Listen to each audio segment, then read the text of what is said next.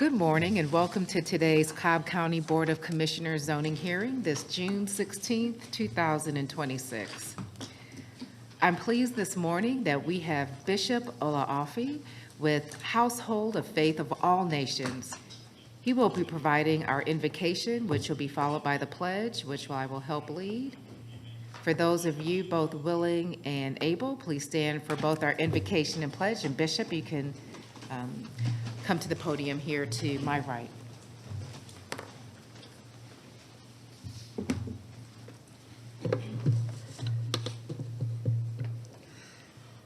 Good morning, Madam Chair, distinguished commissioners, county officials, staff, members, fellow citizens. Thank you for the privilege and honor of offering this morning's prayer. I'm here today with my wife and my daughter. Let us pray. Heavenly Father, we come before you with grateful hearts, acknowledging that every good and every perfect gift comes from you. We thank you for the privilege you've bestowed upon this community and for the men and women who have accepted the responsibility of public service. Your word declares in Proverbs 11, verse 14, where there is no wise guidance, a people fall, but in the abundance of counselors, there is safety. Today we ask that you grant these commissioners and all those participating in this meeting wisdom to make sound decisions, courage to do what is right, integrity in every action, and compassion for every person they serve. Bless the discussions and deliberations that will take place today, O God. May they be marked by respect, understanding, fairness, and a sincere desire to promote the well-being, safety, and prosperity of our community. We pray for peace and unity among our citizens, protection over our first responders and public servants, strength for all our families, businesses, and hope for the future generations. Guide us to seek the common good and be faithful stewards of the resources and opportunity entrusted to us. May your favor rest upon this county, upon all who call it home, and may your special grace continue to be upon this committee and board in all that they do. We ask these blessings and offer this prayer in the mighty and precious name of our Lord and Savior Jesus Christ. Thank you, Father. We say amen in Jesus' name. I pledge allegiance to the flag of the United States of America and to the republic for which it stands, one nation, under God, indivisible, with liberty and justice for all.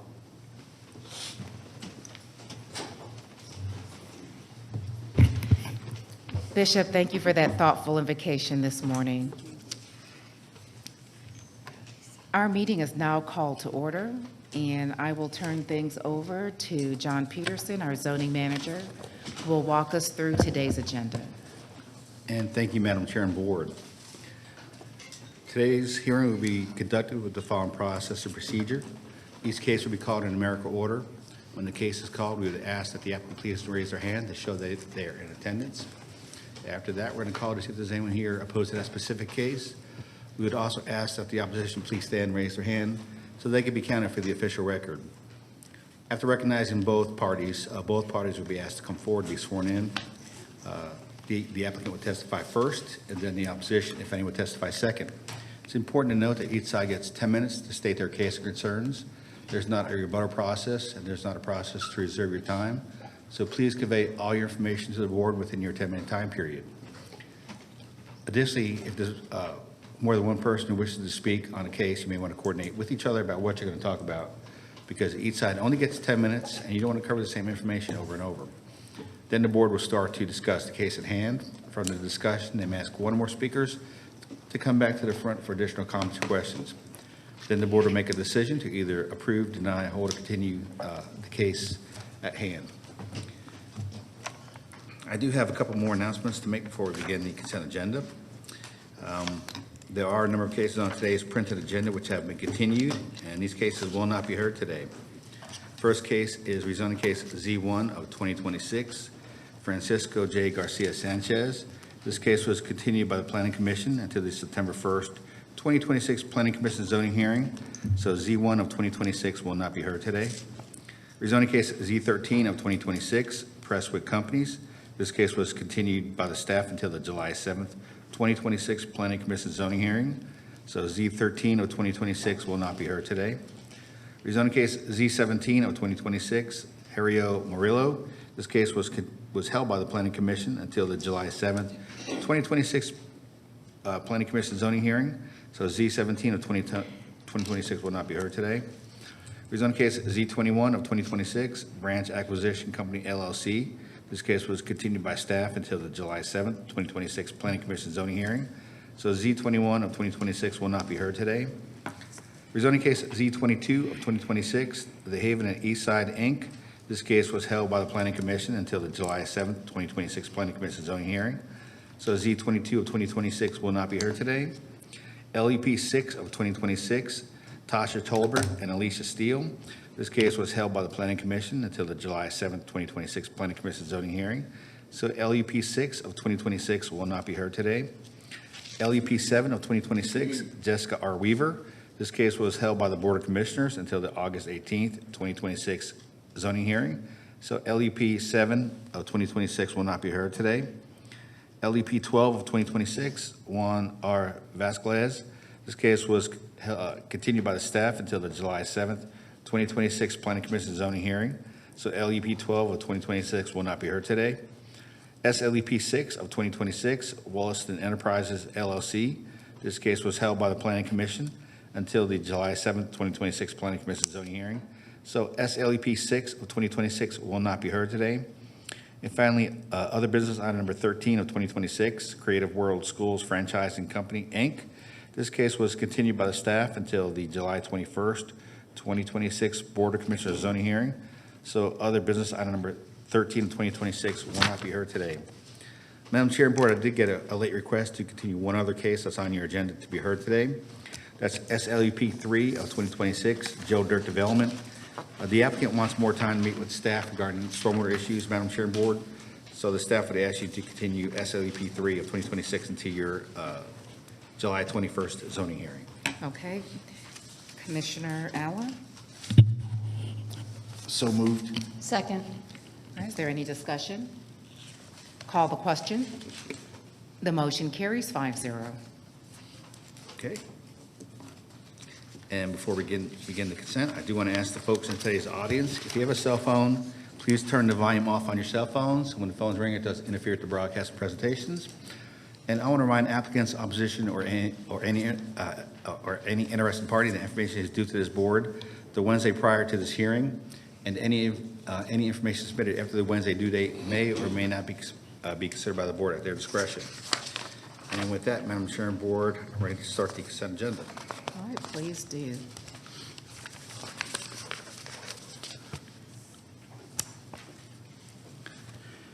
Rezone case Z19 of 2026, David Allison, requests rezoning from R20 to R12 for an additional single-family residence in land lot 372 of the 17th district.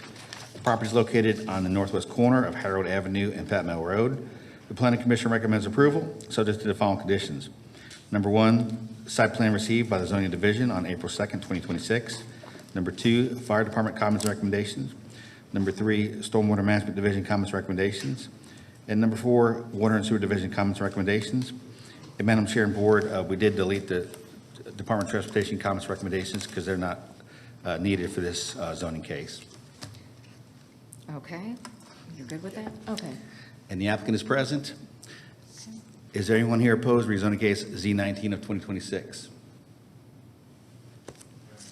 Okay, let the record show there is no one opposed. Other business item number 28 of 2026 is to consider amending the site plan for AAB Implex LLC regarding rezoning application Z12 of 1995. The property is located at the southeast intersection of Shalford Road and Lasser Road in land lot 400 of the 16th district. Staff recommends approval, subject to the following conditions. Number one, site plan received by the zoning division on May 11, 2026, with the district commissioner approving minor modifications. Number two, stormwater management comments contained in the other business packet. Number three, fire department comments contained in the other business packet. And number four, all previous stipulations not in conflict with this amendment to remain in effect. Is the applicant present? The applicant is here. Is there anyone here opposed to other business item number 28? Okay, let the record show there's no one opposed. Other business item number 30 of 2026 is to consider a reduction of required public road frontage from 75 feet to 0 feet for Emmanuel E. Ahima. The property is located on the south side of Mackin Road in land lot 454 of the 19th district. Staff recommends approval, subject to the following conditions. Number one, site plan contained in the other business packet with the district commissioner approving minor modifications. Number two, stormwater management comments contained in the other business packet. And number three, fire department comments contained in the other business packet. Is the applicant present? Let the record show the applicant is present. Is there anyone here opposed to other business item number 30? So we have one opposed, Madam Chair, Board, so we'll pull OB 30 off consent. Okay.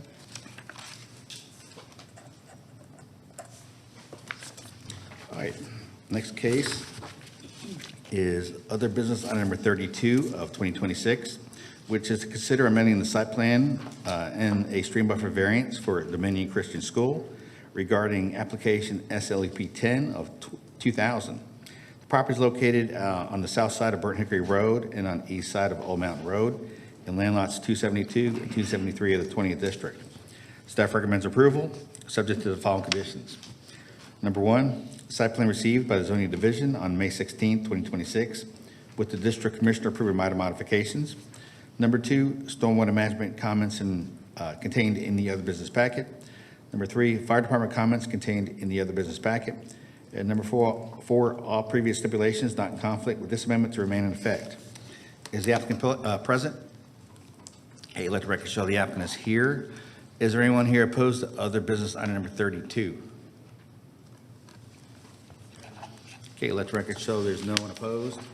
And that completes your printed consent agenda, Madam Chair and Board. Thank you. This is atypical. John, do you know why we have council approach? Clarification on Okay. my other business, my consent agenda, Z19. Okay, that's in District 2. I just want to make, Okay, please come to the podium, yes, please. And just state your name for our record and. yeah, for the record, my name is Park Self with Sam Block and Huff. Yeah. And I just want to make sure the clarification, because if we just waive DOT comments, then development standards still, when they come through plan review, would kick in. So are we, because the specific Okay. comments are there, I just want to make sure, and specifically waiving right-of-way donation and sidewalks. Okay, we can have the district commissioner add one more condition to it to waive the development standards regarding the sidewalks. And right-of-way donation. Yes.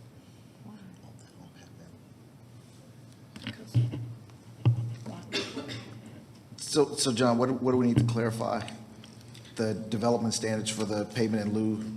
Well, we just need to clarify that, and you need to add a condition to the motion that just says that you're waiving the development standards requiring donation of right-of-way and sidewalks. Okay. And just for clarification, I've had the conversation with DOT. On Patton Mill, there are no sidewalks at all on that whole stretch. And so it would be a weird island to have about 20 feet of sidewalk on a road that's leading to nowhere. So the motion is to waive the DOT comments for payment in lieu of sidewalks as well as the 50-foot right-of-way donation. I can see waiving sidewalks. Why are we waiving payment in lieu of sidewalks? I mean, it may not be practical to install it, but that doesn't mean that contribution towards that shouldn't be made. Because at some point, there'll be sidewalks considered. And then why are we waiving donation of right-of-way on top of it? We can discuss it.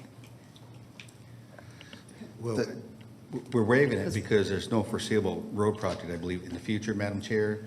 And, I've talked to the applicant about this issue, and this is, this whole case is about dividing one lot into two lots. Okay. And what, their whole goal of doing this is to build an affordable house. And one of the roadblocks into building affordable housing is these extra costs that go into it I at the received very that. front end. Okay, I received, thank you for that clarification. Now, I'd love to have offline a conversation with you because this aligns with your goal of creating affordable housing. Okay. Yes, there's still, yes, go ahead. You said there's 20 feet of frontage that they would be responsible for sidewalks? Because we always do a fee in lieu of if there's no connectivity. And 20 feet, and it can go to some other project in District 2, the fee in lieu of. It doesn't have to go for that specific location. No, I understand. One of the things that we, I don't think that should be waived. okay, well, and that's fine. But once again, we talk about, $20,000 on top of building. I mean, I'm not sure that developer should pay for sidewalks somewhere else. There's not going to be a sidewalk on Pat Mill. So I understand. But it goes into your District 2. I understand.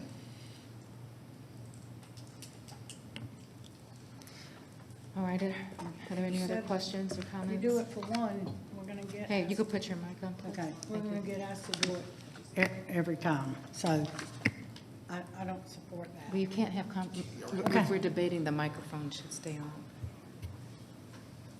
Are there any other comments, Commissioner? Commissioner? I will second Commissioner Allen's additional motion, since it didn't formally get seconded. I understand why you're wanting to waive the sidewalk requirement. I'm kind of iffy on the waiving of the fee, but I don't agree that it's only 20 feet because they don't have any variances for lot widths for driveways. So how long is this frontage, John? Because there's no variance, because it's a lot split. And I think Mr. Huff is putting up a site plan that's going to show what This the is length turning Since into a this is a hearing. consent. We'll just pull it off and just discuss this during our regular meeting. Okay, so we'll pull that one off consent. require a motion? No.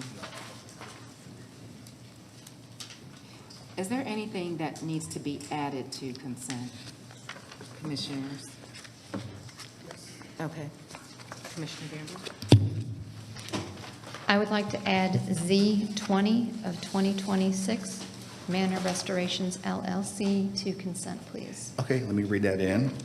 Rezoning case Z20 of 2026, Manor Restorations LLC, requests rezoning from R20 to RM8 for a townhome community in land lots 208 and 209 of the 20th District. The property is located on the west side of Greer Chapel Road, north of Barrett Lakes Boulevard. The applicant is present. Is there anyone here opposed to rezoning case Z20? Okay, let the record show there's no one opposed. All right. Are there any other cases, commissioners? Commissioner Allen? And Madam Chair, Board, the staff would recommend the board approve this subject to the Planning Commission recommendation. Okay. And then also, John, the revised stipulation letter dated June 9th of 2026. Okay. Our clerks have that?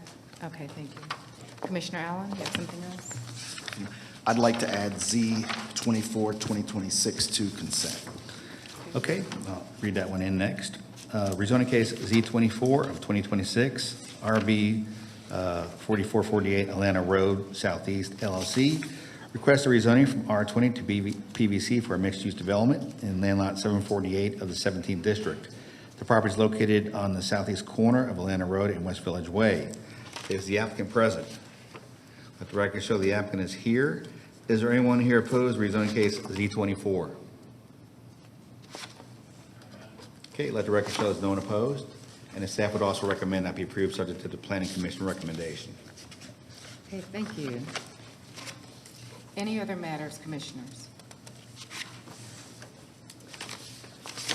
Okay, not seeing any. I move that we approve the consent agenda as it has been revised, noting that we have removed Z19 and other business item 30 from consent and added Z20 and Z24. Is there a second? Second. Is there any further discussion? Call the question.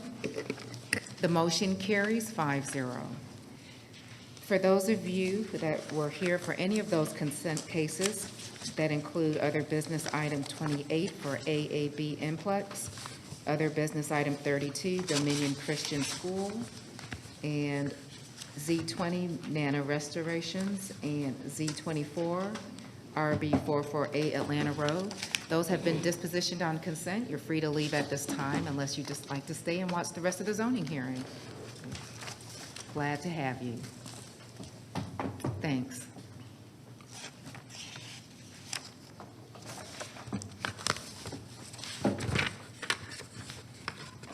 All right, Sean, we'll turn things back over to you. Okay, first case we're going to hear today is rezoning case Z12 of 2026. Dennis Tidwell requests a rezoning from R20 to R12 for townhomes in land lot 870 of the 16th district. The property is located on the west side of Bells Ferry Road, north of Adair Drive. Is the applicant present? Let the record show the applicant is here. Is there anyone here opposed to rezoning case Z12? Okay, let the record show there's no one opposed. Would the applicant please come forward to be sworn in? John, is there anyone here in support? Okay, is there anyone here in support of Z12? All right. Okay, there are none. Okay, thank you.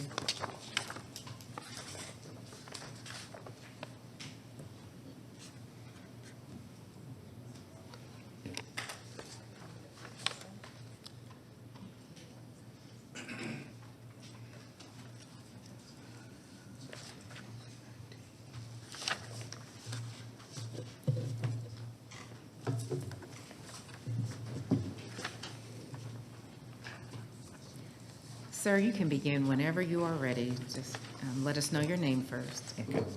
My name is Dennis Tidwell.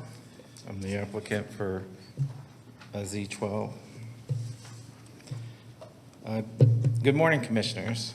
Good morning.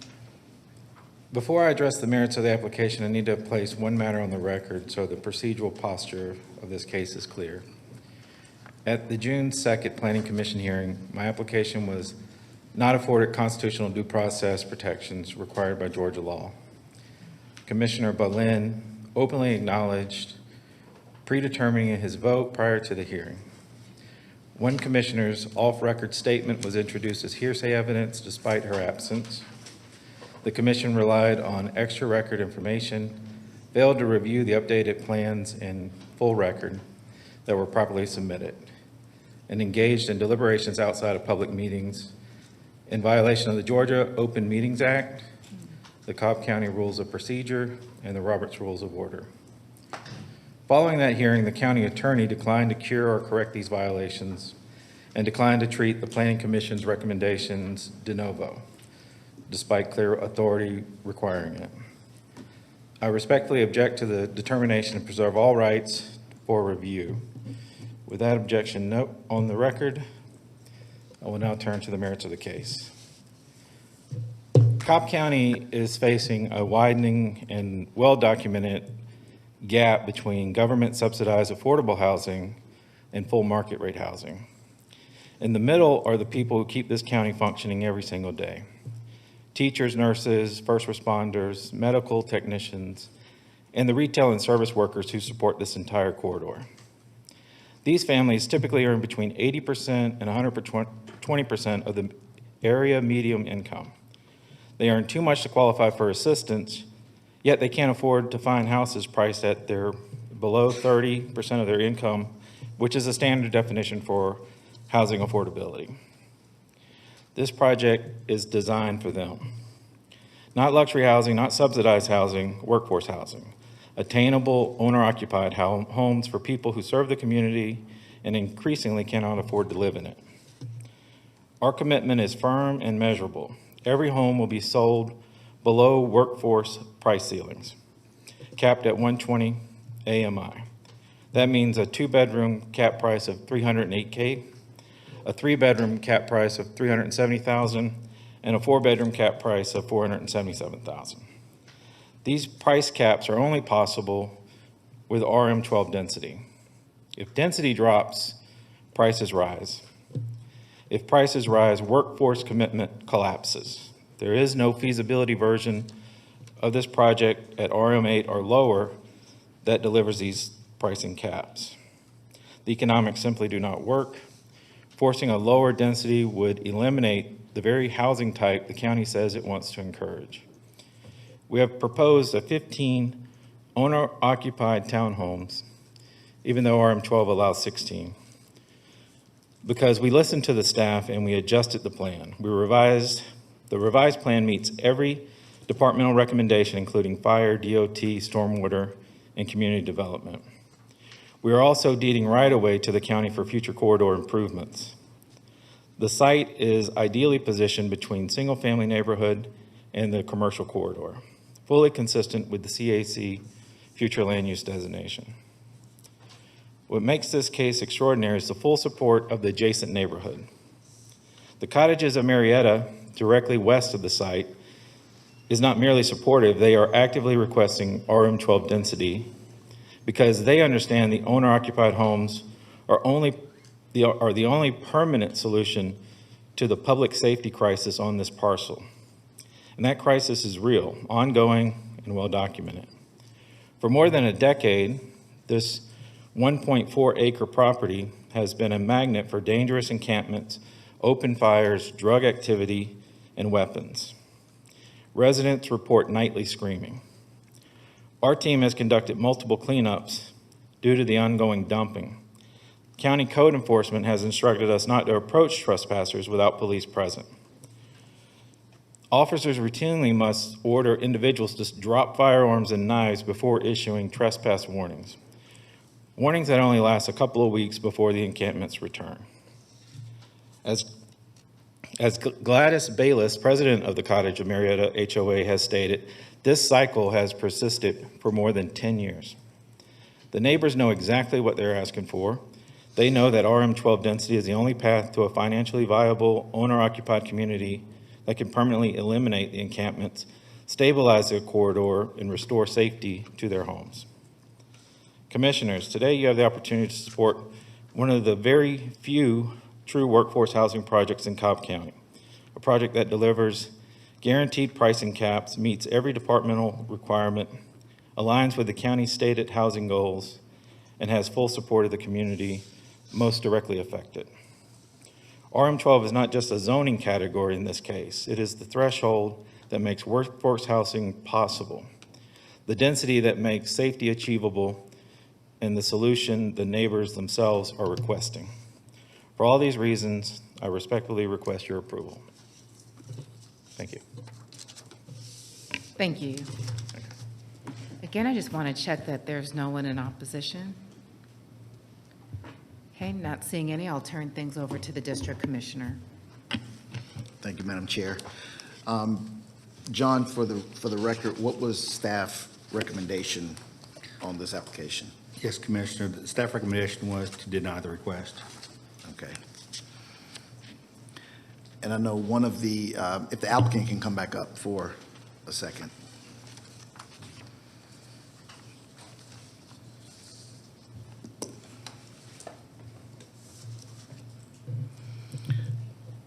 I know you mentioned bringing in affordable housing. What would be the price point in these homes? It's workforce housing. It's not. Workforce, yeah, you're correct, workforce housing. Yeah, so workforce housing is considered anything between 80% AMI and 120% AMI. And it targets individuals who can't qualify for affordable housing, government subsidized housing, or grants of that nature. So our price point, or our commitment to the price point, would be for a 4-bedroom price cap, $477. A 3-bedroom would be $370. And having the 15 units versus a 10 unit allows us to do that without without RM12, we wouldn't be able to build that community at those price levels. And I know you reduced by 1 unit after the first hearing with the Planning Commission, went from 16 to 15. That's correct. And that still puts us at a density of 5.3 units. Is that correct, John? Per acre? For his development or for the cottages of Marietta behind it? For his development, I'm sorry, the 5.3 is the cottages. For his, I believe the density is 10 to 12. 10, yeah. 10.7, yeah.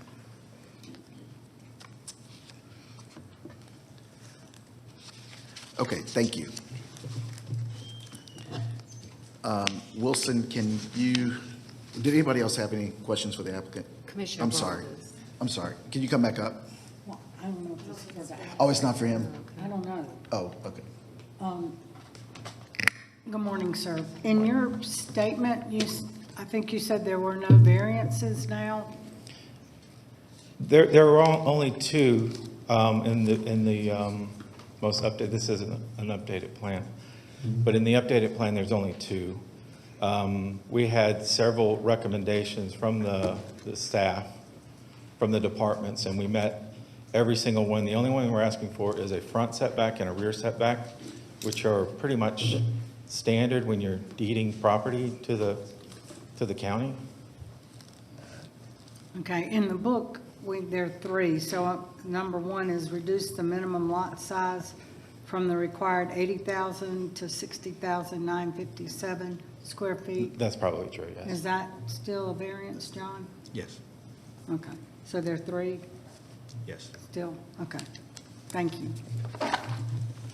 And just one other question regarding the variance. Just for clarification, you have met the impervious surface requirement because the former variance asked for an increase. Yes, we reduced it with, we actually, stormwater actually improves from the existing site condition, and we added pervious pavers to get under that limit. Okay, thank you.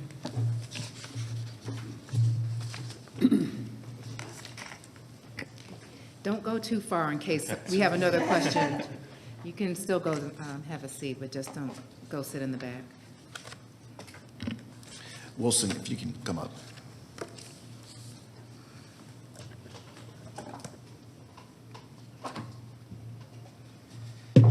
Wilson Collins, Department of Transportation. Can you talk through this application now satisfying DOT requirements and what improvements would be made in that corridor? Yes, Commissioner. As stated already, the site plan has been revised a few times since, but with the latest site plan that I have seen, they had called for conforming with all of my recommendations, which was donation of right-of-way to the north, a deceleration lane, installing a driveway to commercial standards, offset from the driveway on the opposite side of the street, curb gutter sidewalk, crosswalk, and keeping signage and landscaping off the right-of-way, Commissioner. Okay. And I'm not sure if it's appropriate question to ask, but would the new site plan now meet or change the opinion of staff to where it would no longer be a denial? No. Okay. Yeah. Can I follow up on? Yeah, I'd like to follow up on that. I read the comments from staff, but can you talk through the basis for the, well, before you even do that, can you compare the density of this parcel for me to the one right behind it? Sure. And I did have a chance to take a look at the density. And for the 15 lots the applicant is asking for, which is the revised plan, the density is 10.7 units per acre. The one behind it, the cottages of Marietta, that one has a density of 5.3 units per acre. Okay, And even though it doesn't look like it, those are detached units. They're just really close together. okay. Thank you for sharing. Can you talk through the basis of staff's denial? Yes, as part of the review of this, we look at a lot of different things. We looked at the land use plan, which does not support this high of density. The community activity center does support a transitional density on a case-by-case basis. We just felt, 10 to 12 was too high for this area based on the density of the cottages behind it. And just 2 months ago, the board approved a rezoning to RM8 at the corner of Dixon Road and Bells Ferry Road, which is shown on the very right-hand corner of this map here. And even though it was zoned RM8, that was zoned at less than 5 units per acre. So, the density is a concern with us. I guess the last thing besides the land use plan and the density is, there is no attached housing on this part of Bells Ferry Road. They're all detached houses. Okay, So so we the wanted to be RM8. consistent with the character of the area. Okay, so the one that's RM8 is Detached. detached also, okay. And the CAC, it says it looks at transitional housing. Sometimes I see intense considerations for development on CACs. I've heard maybe less emphasis on the transition and more that a CAC is one of our most intense commercial future land use designations. It's kind of a medium intensity commercial category. And we typically see densities, in CACs that are around 5 or 6 units per acre. Okay, They have been higher and they have been lower depending on what's around it. okay. 5 I could see, because I know even when we had NRC, we often will accommodate consideration for 5 Yes. units per acre, and CAC is more intense than NRC. Yeah, and NRC is normally found in a neighborhood activity center. And, when we've done transitional densities in NACs, it's usually 2.5 to 5 units per acre. Okay.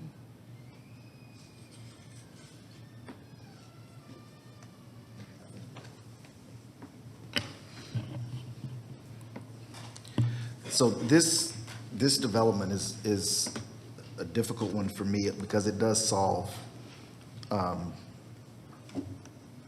some concerns, mainly with the encampment that's on the property, but also with, a design and desire for workforce housing. However, with the latest site plan and really talking more with staff to find out what is possible, I would like to continue for 1 month. Hold for 1 month to do a little bit more work on how we can make this work. I would not want to outright deny at this point, but to continue, I think would be appropriate for 1 month. Okay. So that is my motion. I will second that for discussion. Okay. And my discussion piece is while you're saying workforce housing, the board cannot enforce price points on homes. So while the applicant is saying he's going to do this, there is no mechanism for us to enforce that. So how will that be, we're being it's told, but how is it actually going to be achieved? So it's not being said as one thing and then turn around. Right. And That won't be and it's not- that won't be a consideration moving forward. I'm just saying that if that's a desire, there's no way we can enforce that or lock price. So that, Right, but that was his entire presentation, was on how it was going to be workforce. So again, knowing that there's nothing we can do to enforce that aspect of it. correct, and that's why I challenged it and asked the question about what the price point would be, so. Okay. Yeah. John, can you help us address the contemplation of affordability in our zoning cases? We've addressed it, again, as Commissioner Gamble shared, not necessarily specifying a specific price point, but how can the board encourage affordability as it's zoning with our current construct? And, what the board has done, Chair, is, there's been at least a couple of cases in Commissioner Gamble's district where she has stipulated a minimum house size and a maximum house size, and the size of the house directly ties to how much it sells for. And I think in one of hers, it was 1,600 square feet out in West Cobb, which is probably half the size of a normal house built today. So that's one thing we could do is house size. You know, and what we tried to do this morning is we tried to help out by deleting some of the county requirements for sidewalk and right-of-way donation, which directly impacts the price of a house when it's sold, because all that money is added to the cost of the project. You know, there are other things that we can look at in the future, Chair, but this is, you know, as far as developing policies for affordable or attainable housing, you know, the board's got to give us policies to work with. It could be what we're talking about already. It could be the reduction or waiving of permit fees, of land disturbance fees, things like that. Okay. You know, there's only a limit to what we could do, you know, at this point in that process. Yes. Everything that you're sharing can contribute to the ultimate cost of building, but even so, there's nothing that constrains what the owner or developer will ultimately sell the price point. All of it is perhaps I won't say wishful thinking, but it's an incentive to do something without any requirement of it.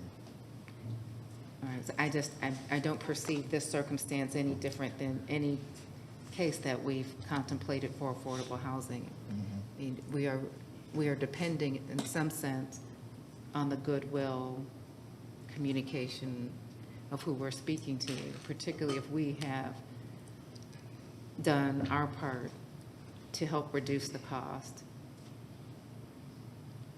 We are depending on the developer or applicant's goodwill to pass that along in the price point of the home. That's correct. That's, okay. You know, it's unconstitutional for this board to institute a house price in any zoning case. You know, That's what I'm y'all looking could for. ask That's what about I'm it. looking for you to clearly Yeah. state. Yeah. Yeah. Okay. What was the minimum house size that he was proposing? I didn't really see that clearly in the application. And then, while we're getting that clarified, John, what is the minimum house size for an RM12? I believe for detached housing, it's 950 square feet for detached housing. Okay. So that, again, that's one way that we can ensure that it is affordable is, Reduce the square footage. It doesn't insure it though, Right. because I It's can still tell you, market. it's more correlated to affordability, but there's some homes that are smaller in size that are not what we would perceive to be affordable. Yeah, and these Once are- they're built, the market will drive. That's right. what they pay. Absolutely. And these are slated to be 2,400 to 2,700 square feet in size. Right. It's big. For RM12. For his townhome project. So we keep going back and forth with affordable housing and workforce housing. And the price points that Mr. Tidwell stated at $479 and $499 is, he specified that was for workforce housing with the median income level. But we're talking about affordable housing. There's a difference. So what are we looking at here? Affordable, workforce, or both? I think these are all conversations and reasons why continuance is appropriate at this point. Yeah. And AMI affordability is very different. Or looking at AMI, excuse me, AMI is very different than looking at affordability because affordability is subjective to what someone can afford. So looking at affordability for someone who has more income, I'm hearing from people who even have six figures here in the county. Can't afford it. Can't afford the homes that we have here in the county. So, you know, that is variable. I appreciate the discussion that you're getting ready to have with Yeah.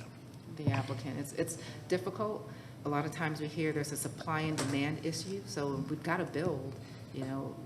At some point, the question of affordability becomes subjective, but looking at general economics of supply and demand. If we're not building, it's just going to shoot up the price point because there's a lot of demand on just the limited housing Right. that we have. And the testimony that he shared was for workforce housing, and Right. he mentioned teachers and first responders, but even at those price points, and I'm not here to challenge that at all, but I still see that it's really no different between that group versus the people that are searching for affordable housing. I'm just afraid even at that price point for workforce development, it may still be out of reach. Yeah, and I just, to reiterate, the workforce housing component, as I said, is aspirational. I appreciate that. This is really about the density and the location, and does this make sense for where they're trying to build? Right. That's what this is gonna hinge upon. Right. I appreciate the workforce housing component is my position, but this is gonna hinge itself on, is this the right development at the right location? Yes, John? As a clerk's note to holding this, did the board want to give the applicant some direction of what type of density you're looking for exactly, or how much of a reduction you're looking for? I'd like to talk with staff before publicly making that recommendation. What I would say is I think something more in line with the adjacent developments would be more appropriate, not double the density of what's adjacent to the property. Okay. And I support that, Commissioner Allen, but we have to remember this isn't even an acre worth of, yeah, okay. Small. Any other comments? We have a motion and a second. We'll call the question. The motion carries 5-0.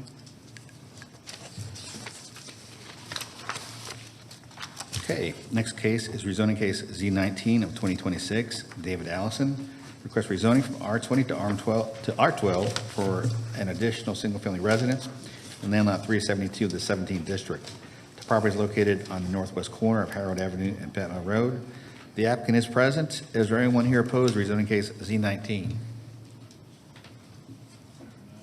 Okay, let the record show there's no one opposed. Good morning. For the record, my name is Park Suffer, St. Block-and-Huff, and I'm actually glad that I can make a presentation on this because I think it furthers the discussion that we've had about creating opportunities for more affordable housing. This is a piece of property. This is a property owned by my client who's sitting on the front row here, just an individual, an investor who acquired a property at Pat Mel and Harold Avenue. It's an oversized lot. This area was developed in the 1950s. In fact, this one lot was part of 3 different lots when it was originally platted. The lot sizes are very variable, much, much smaller than what we have here. There's an existing house on it. What his goal was to split the lot in 2 and build a new house in an area that has an affordable market. And that whole discussion about how do we ensure affordability, Commissioner Gambrell is appropriately saying that one way we do it in West Cobb because the market is so high is limiting house size, because that's the only factor. But in this area, you have a natural, affordable market. The price point of for sale homes here are $300,000. So you know naturally you're not going to build an $800,000 house in this area. So, affirming that it's going to be affordable, it is You're the being market. interrupted by this beeping sound. Just hold on. I don't know where that's coming from. Oh, You guys hear that? it might, Oh, it's. is excuse it me. back there? Yes, It's not Jim. Is it still going? yes. You sure it's not me? Oh, positive. Yeah. It's the server. I actually have a heart monitor on, so it could be me.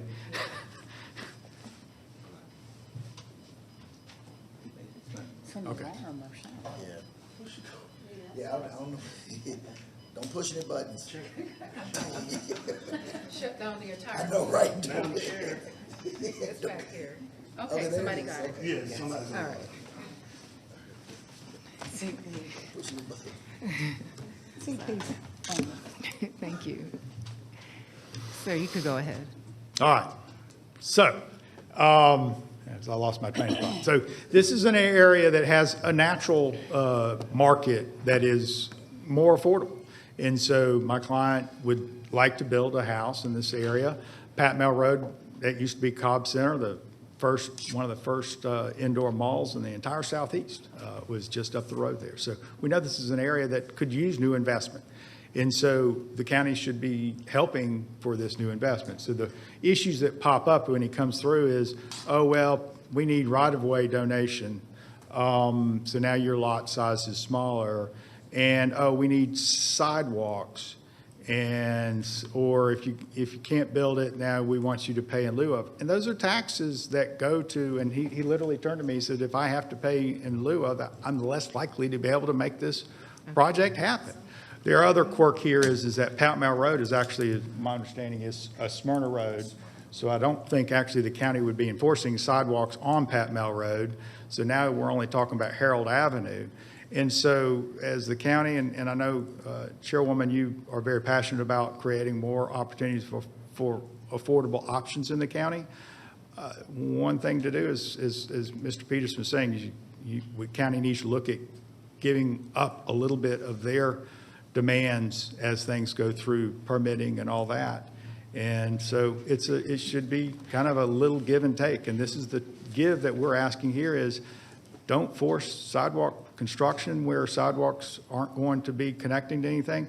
And then, yeah, don't tax with making them pay sidewalk fees that's going to go somewhere else. So, I mean, now he's going to build a house. Hopefully, a family can buy this house, you know, create more opportunities for housing in an area that is already affordable, naturally will be affordable.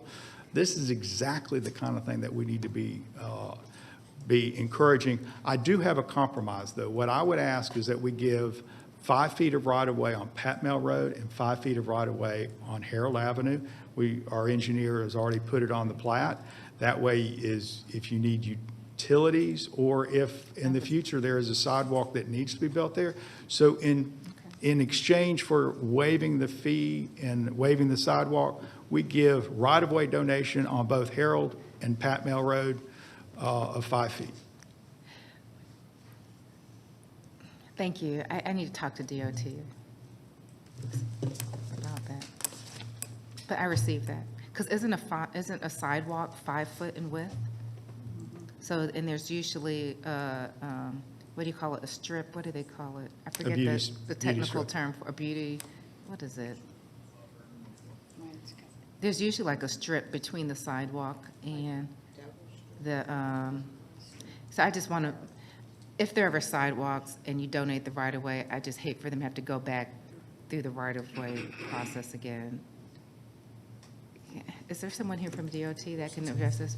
Wilson, you're looking, Wilson's like, look on the laptop.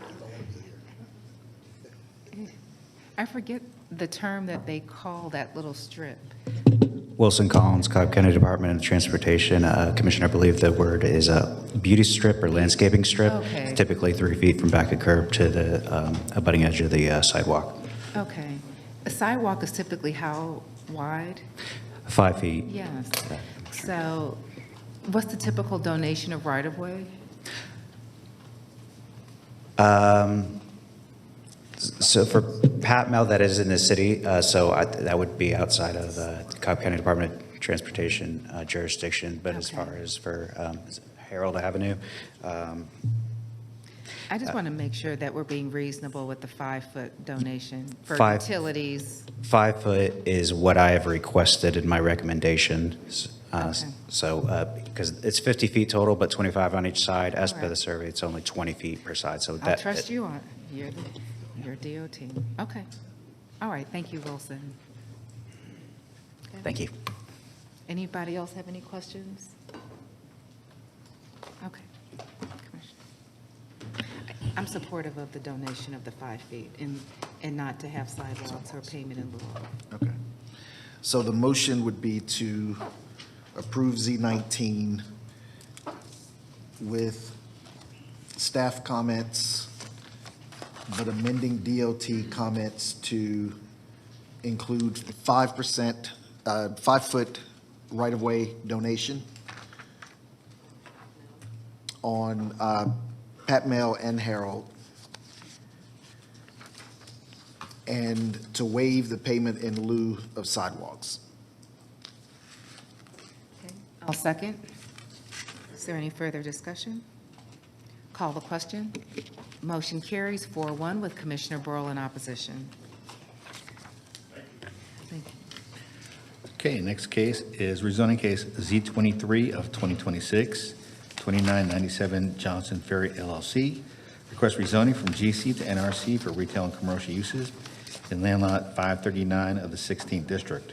The property is located on the west side of Johnson Ferry Road, south of Waterfront Drive. The applicant is present. Is there anyone here opposed to rezoning case Z23? So 2. Let the record show there's 2 people here opposed. All those who would like to address the board, please come forward to be sworn in.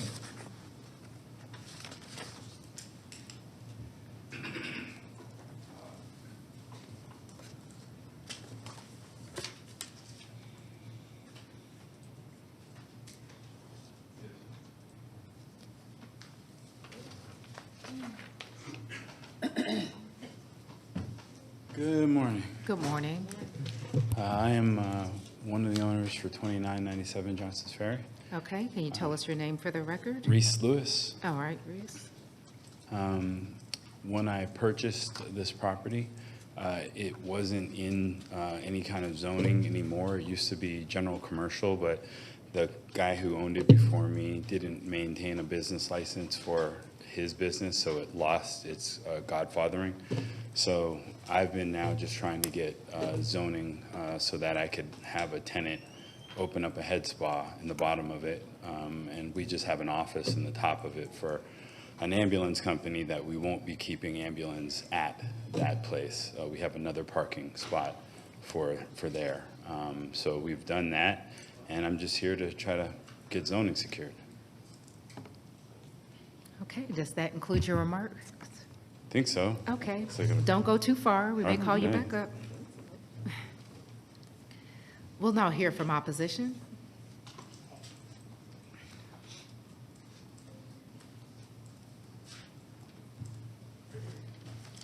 Hello, my name is Scott Bear. Hi, Scott. We own the properties surrounding Mr. Lewis's property. I basically have some questions about procedure and conditions of the site that I just wanted to see if I could get answered. His initial summary or application did not request any variances, but staff applied or recommended variances.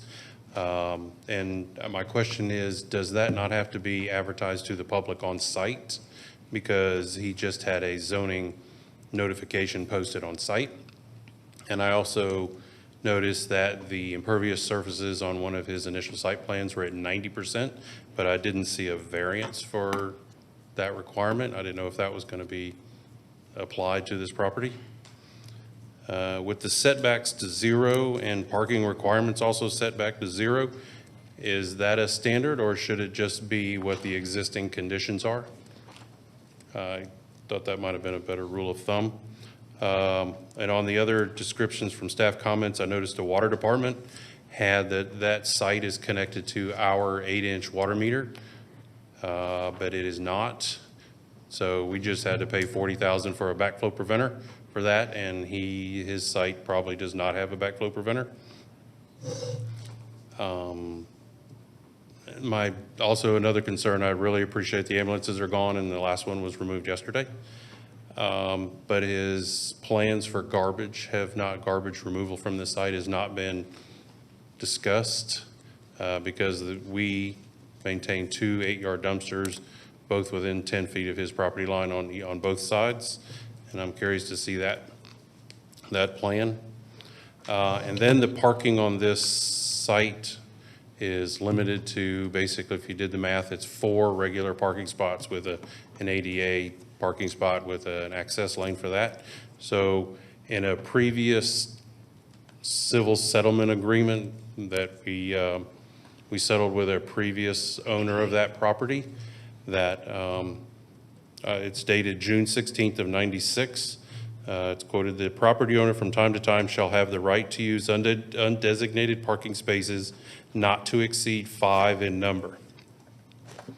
So that gives him a total of 9 spots for the 3,200 square feet. And I do not know how many employees, staff, or customers he plans on having. But then another statement that's in that agreement is that the agreed rights granted shall only be exercised when all of the parking spaces appertant to the applicant's property are occupied. So basically, he has to occupy his 4 spots first before he can park at our 5 spots. And I truly don't want to babysit the property, but we do have cameras monitoring the area. And I know it'll be a civil action to police these areas. And there's another adjacent property that's under that NS on the left side of his, the upper left. That's another property owner that he is also concerned about parking into his parking lots. But both of us are planning on updating signages and parking striping and no parking zones and stuff like that to once this in the near future. Thank you, that's all.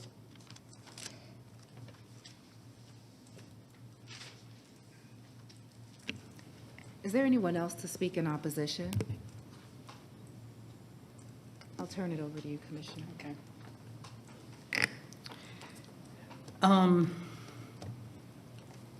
I guess we need to address the opposition's comments. And you are correct, Mr. Bauer, that Mr. Bayer, that the parking is a civil matter between you and the applicant. However, with 5 spaces through an easement or agreement, whatever, and the 4 that are on site, 14 are required for this use. So he still wouldn't have enough parking. And I'm not sure about this backflow preventer as far as the water system. Can someone here from water that can address that? They're very important. Good morning. Chris Duggan, Cobb Water. So the question is just if the water meter serving the applicant's parcel has a backflow preventer? That's the question? I guess. We- Does he have a separate meter for this building? He does. Okay. This property has its own separate meter. We do have regular inspections of all the properties to make sure they have backflow preventers. I can't confirm at this time whether or not they do, but we can send our inspectors out to make sure it does. Okay. That's all I had for water. I don't know if anybody. Okay, and then, well, on the impervious, this is an existing building and it already has the impervious at 90%, correct? It's 50%. Oh, what one was 90? That was his testimony, Oh, but in the book it says 50. so for NRC, is it in compliance? Okay, so he's good with impervious, sorry. And is a dumpster required for this separate building? The zoning code does not require a dumpster. It doesn't? Okay. How No. does he remove his trash? He's going to have to figure that out. He could use the curbside trash cans that roll out. You know, those would fit on the property. You know, if these are truly just offices, then they're not going to generate that much trash. Okay, because I don't think there's room for a dumpster, or it would take up a parking spot, and then he'd be even less of the number required.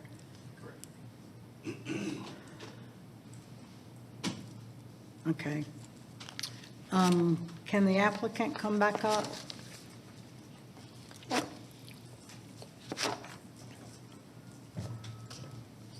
Mr. Reese? I know in the planning commission you talked about a health spa. that- Head spa. I'm sorry. head spa. Head spa, okay. Yeah. Is that, does that require a state license?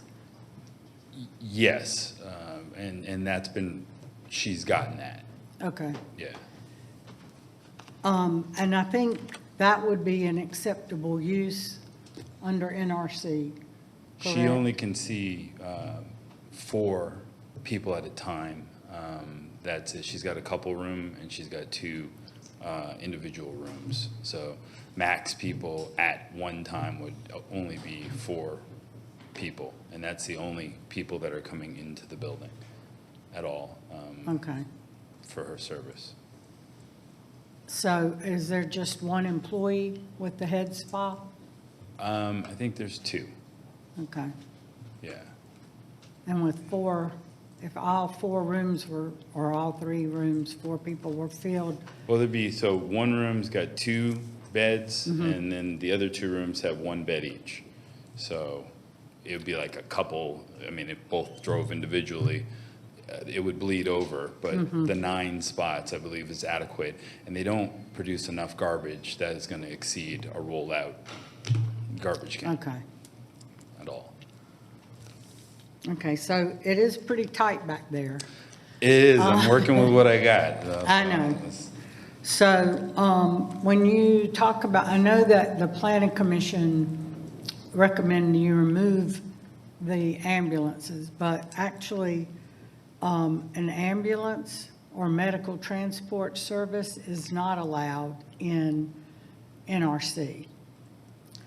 So what would your office be? As far, would it be like a dispatch office for the vehicles No, to we be just- located in a So different spot? in order to have an MLS, EMS company here in Georgia, Georgia Department of Health makes us have 2 rooms, one for medical files stored away, and the other one for medical supplies for our ambulance. But, I mean, if our ambulance can't come and get them, we can bring them to the, like, so if there's no reason for really ambulance having to be there or staying there overnight at all. If anything, it's just quickly coming in and getting the stuff. I've already established separate parking, so that's done. But yes, I have to have 2 offices, 2 rooms in order to have an ambulance company. So we don't have to like run out of there. It's not dispatch out of there or anything like that. It's just holding medical files. And But would the vehicles, the ambulance or the medical transport vehicles come to that office to load up? they wouldn't need. Their supplies? They wouldn't need to, no, at all. They can just be brought to the ambulance. There's no reason for the ambulance to actually have to come to get, the plastic oxygen masks that we can just easily bring to the ambulance.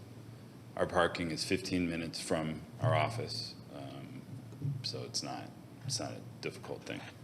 Okay, but you don't have the room where to store the supplies and the, No, but if that became what we needed to do in order to get the zoning secure, we would move our office, because, I mean, I wouldn't have a choice at that point in time. But in order to secure and be able to have our tenant in there, we definitely need to get the zoning. So if that means I have to move my ambulance business, the office, then okay, but I don't understand why. yeah. If it's just an office. Right, I see. So, without the ambulance or transport, medical transport service being allowed, would an office space for supplies but not pickup or delivery there? Yes, that would be fine.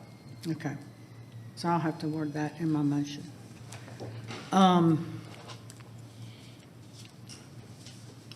Okay, so you understand any additional parking you're going to have to work out with the owner that spoke earlier? Yeah, my good friend Scott over there. I will definitely work things out with him. Okay, I've been trying to keep him happy since day one, so I will continue to do that. okay. Okay, so I think I'm ready to make a motion. I have a question. Yes. For Mr. Lewis. I have a Go ahead. question. Assuming the ambulance stopped by to pick up supplies, what would you say would be the duration of time that they're there to pick up the supplies? 20 minutes Okay, max. okay. Yeah, upstairs, not even. But I would give a window, say someone had to use the bathroom, but like 20 minutes. There's nothing that is, we don't have big supplies to go in an ambulance. So. And on average, how many ambulance would you say would pick up delivery at any given point? Not often. We do mainly dialysis transportation, so we're not like 911. We're not actively using a lot of our equipment. Usually, equipment that's on the ambulance gets replaced because expiration dates, because we just do dialysis. So we take people from the nursing home to dialysis and back.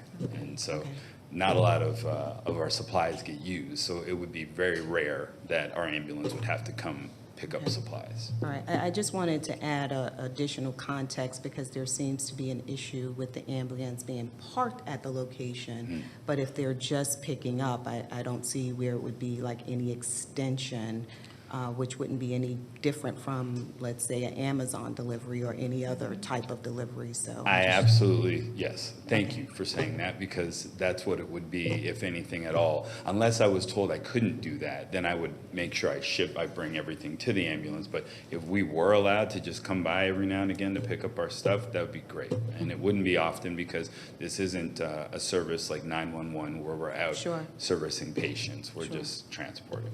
So, Okay, all right, thank you for that. thank you. Commissioner Guerra, I'm sorry, do you want to, once we have the motion read, it becomes it limits our ability to ask the applicant questions. So if there's Yeah, I additional haven't made a questions for the motion. applicant. Do you have a question for the applicant? Okay. So how many employees are you expecting for the office portion of your business? How many would be there on a daily basis? Like nobody. Yeah, we don't need to actually be at our office because it's only to hold medical files. All of our medical files are done through computer. So we don't even have medical files there, but Georgia Department of Health makes us have an office that can secure medical files. But there's no reason to even have to be there. So Scott, you rarely see me there. Okay. I have a question for John. He's limited from keeping his vehicles on site? He has no parking on his property because the lot is so small, Chair. So his parking is actually through an easement Okay. with Mr. Bear. Okay, I see. Yeah, that's a good relationship to keep intact. Man, I'm trying. I am. I'll cut his grass if he wants me to, man. No. Okay, Yeah. okay, I don't have anything else for the applicant, it's actually for John. okay. Okay, you can have a seat, sir, thank you. I just wanted John to address the administrative inquiry regarding posting the variance that was shared by opposition. The county code gives the Board of Commissioners the authority to grant variances. So we roll that all into one application and we put it into the staff analysis. So in our opinion, the posting is fine for the variances. I think the inquiry was whether or not it should be posted at the site. Any type of notification for the variance, I think, is what. It was posted as a zoning notice. Yep, okay. No, I mean, I am aware of that, but I just wanted to address the inquiry regarding posting the variances at the site is what was asked. If this was a variance before the BZA, we would have a pink sign instead of a yellow sign. I understand. But since this is a rezoning from GC to NRC, the variances and all are outlined in the application and staff analysis. Correct. So even though it's not separately posted, it is part of the whole packet and is advertised as such with the application online and the staff analysis and requirements. Okay, so, Is that clear to the opposition? Okay, thank you. okay, so I'm going to make a motion, excuse me, to approve Z23 to the NRC zoning category, subject to prohibited uses to include check cashing, vape stores, tattoo parlors, pawn shops, restaurant, and no ambulance or medical transport service. He does have that, he does. The vehicles. Well, can we just restrict the vehicles? Parking. Well, I'm allowing office use for storage and medical records to be on file, but as far as the ambulances or medical transport service, can't operate out of there as far as He is, dispatching or service. He said it was just for records and supplies, storage.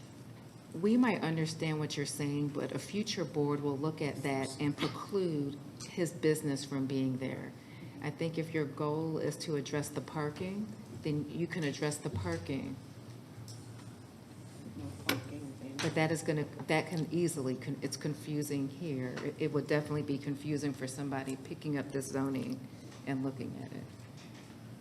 Well, can I say ambulance, medical transport, office use only? You want to limit the building just for that use? Then I think what that's he's restricting asking it. for. But he's dispatching out of another building. I think your goal is to, you don't want him to park the vehicles there, but he has another business that's operating underneath it. So if you say that business only, now you're limiting it to just his business, which means the other tenant can't be there. Yes, And they even if can. you limit it, They're not transporting anything. They're no vehicles. They're You're s- doing I'm sorry. spa therapy in an office. There's nothing being delivered like the supplies and all for medical. Yes, ma'am. I- I think you're close, Debbie, don't, I can think you're you close. help me here? I think, I do agree with the chair. If you say that use only, that means the entirety of the property is only for the medical transport office. So you would have to, if you want to prevent the parking, you need to state that the parking is you cannot park the ambulances there. But there's actually two uses of the property, so you can't limit it to ambulance office space when you have a spa, some sort of spa. I don't know the professional name for that, but so there's two uses on that property that are allowable uses. But your limitation would restrict it to only the one.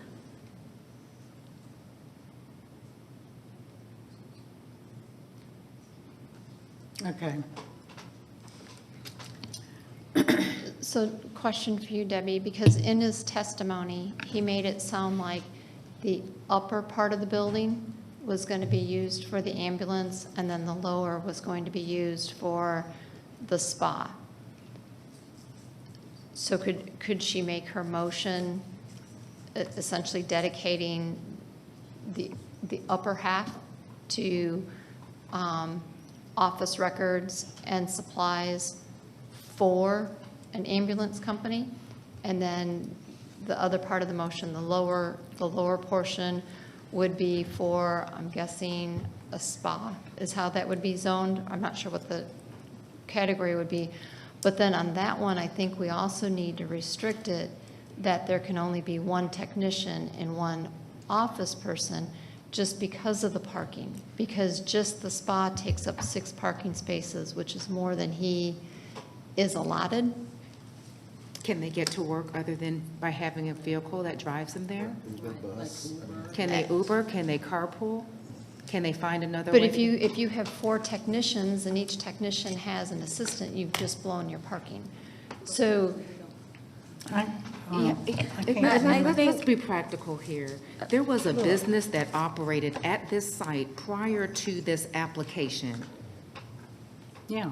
How did that business operate without any contemplation? I'm sorry. It was grandfathered in. I'm speaking rhetorically, sir. there had to have been a way for people to get to the building and leave the building. So, you know, this whole issue of parking has already been addressed before this application. When opposition spoke, they're looking to adherence to what plan was already put in place that Commissioner Burrow has addressed.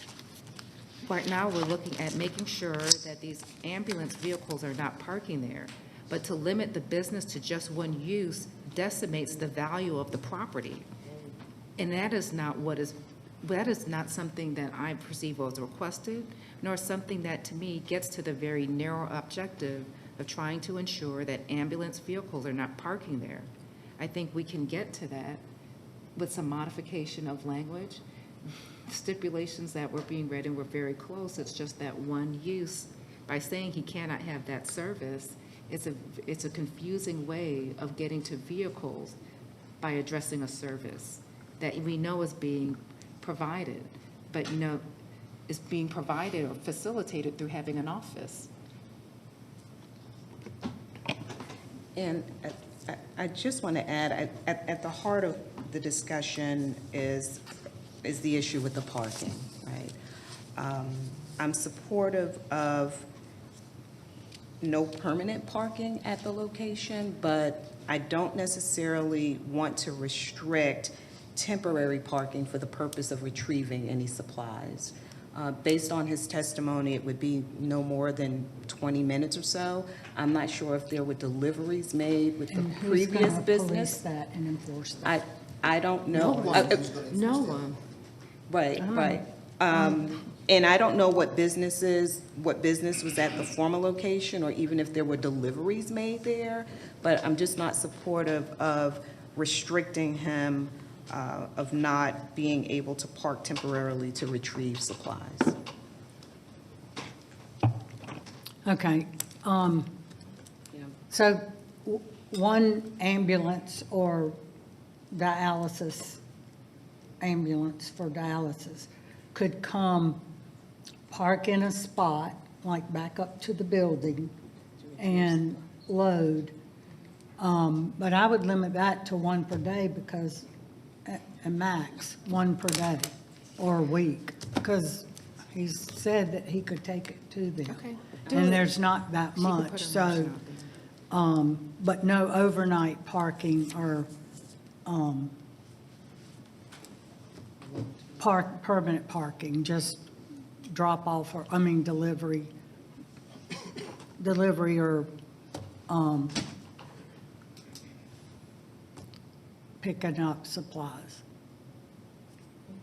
Commissioner Gamble, did you have a comment? John, what was previously at this location? I believe it was a trophy shop a long time ago. They're nodding yes.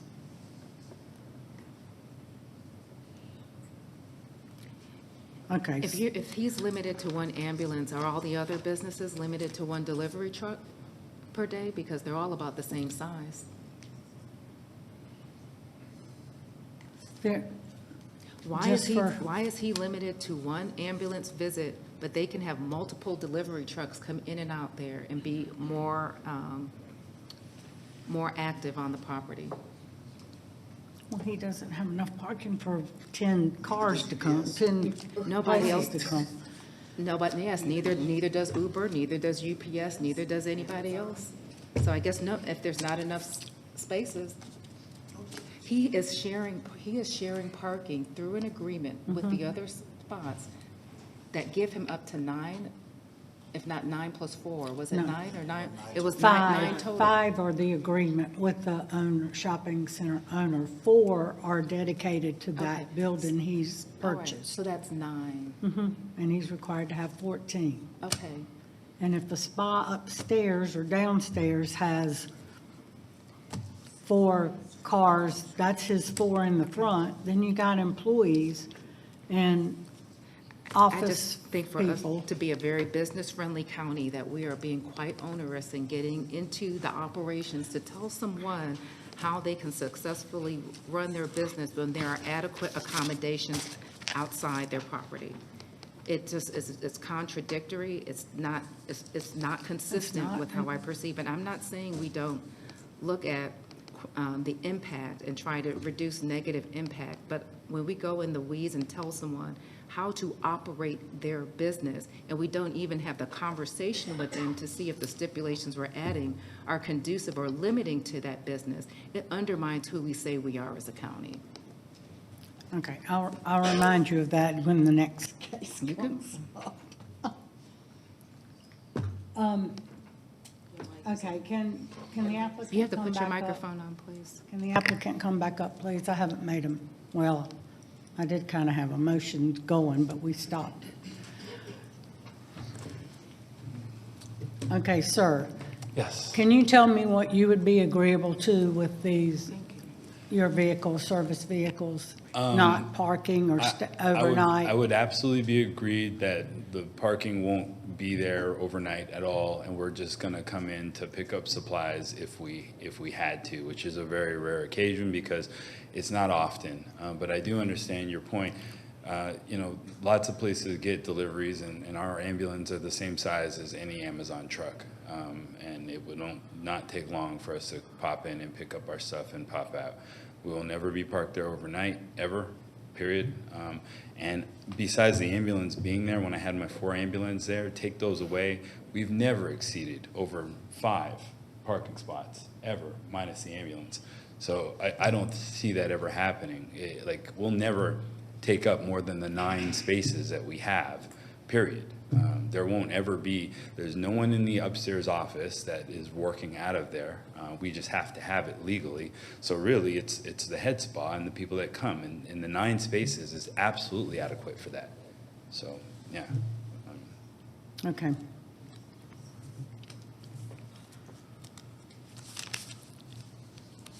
That's all I have. I have a motion and a I've second. got to restate it, Okay. Thank you. You can have because it didn't get a second right yet. I don't know. I mean, I didn't finish the motion. Okay, so I'll start my motion over. I move to approve Z23 from the GC zoning to NRC, or I guess delete to NRC.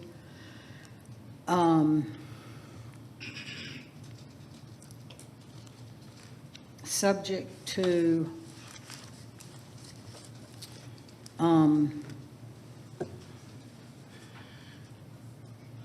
prohibited uses to include check cashing, vape stores, tattoo parlors, pawn shops, restaurant, and no ambulances or medical transport vehicles to be parked on site or overnight. So it would just be deliveries or pickup only. And then staff recommendations and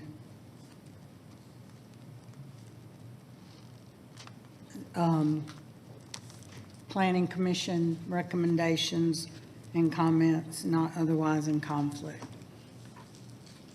Is there a second? Can I? Second for discussion. Oh. Yeah. No, go ahead. You second. Regarding the parking, you said it should not be parked there.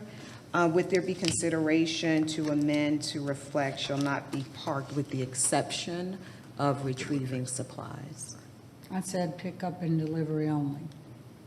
No parking on the ambulance or medical transport vehicles. No parking permanently or overnight. Right. But except for pickup and delivery only. Was that in the motion? I Yeah. don't think I didn't hear that. I did say pickup and delivery only. You said no. Yeah. You What said you no said parking. contradicted each other. Yeah. You said don't park, you said not overnight, but you can pick up or deliver. But to pick up or deliver, you gotta have to park. park. Park. Right. Okay. No permanent parking or overnight parking, except for deliveries and pickup of supplies and equipment only. I don't know what permanent parking means. For an ambulance to be there all day and Okay. permanently parked, So can we just say? or overnight. Can we just say no overnight Debbie? parking of the vehicle and ambulance only allowed on site for pickup and delivery? Right. Say that again? No ambulance vehicles can be parked overnight. Ambulance vehicles are only permitted on site for pickup and delivery. Which adds greater protection, quite honestly, the way that's read.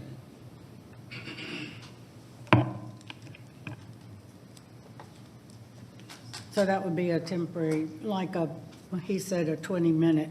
Right. Yeah. Because the other way gives you more than 20 minutes.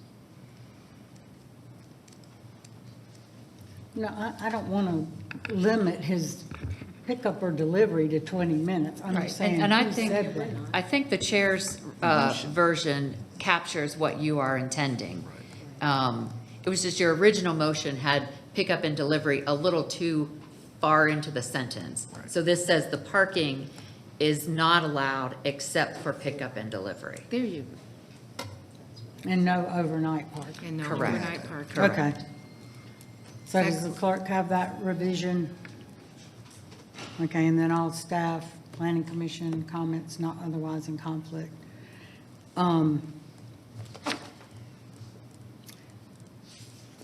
Okay, so, well,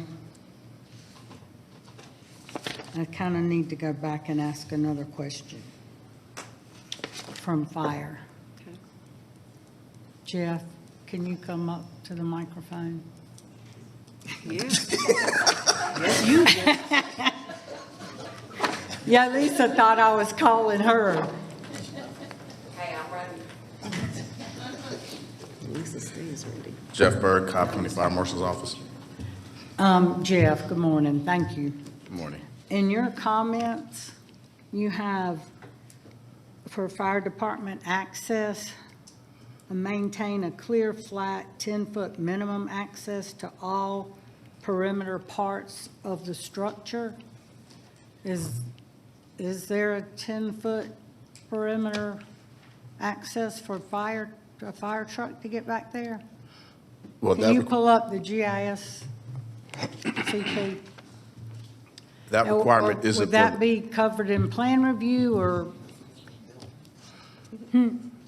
No, it's already existing, just like the impervious is already existing. no, that requirement isn't for the fire truck access. It's for ground ladder access. So if there's any storage or anything that's around the perimeter, that's what that comment is addressing. Oh, okay. Then that makes sense. Okay. So we're good. Thank you. You're welcome. Okay, so that's my motion. Did I have a second? Is there any additional discussion? We'll call the question. Motion carries 5-0. Commissioners, let's come back at 10:40. I need to take a quick break. Thank you. What time is your?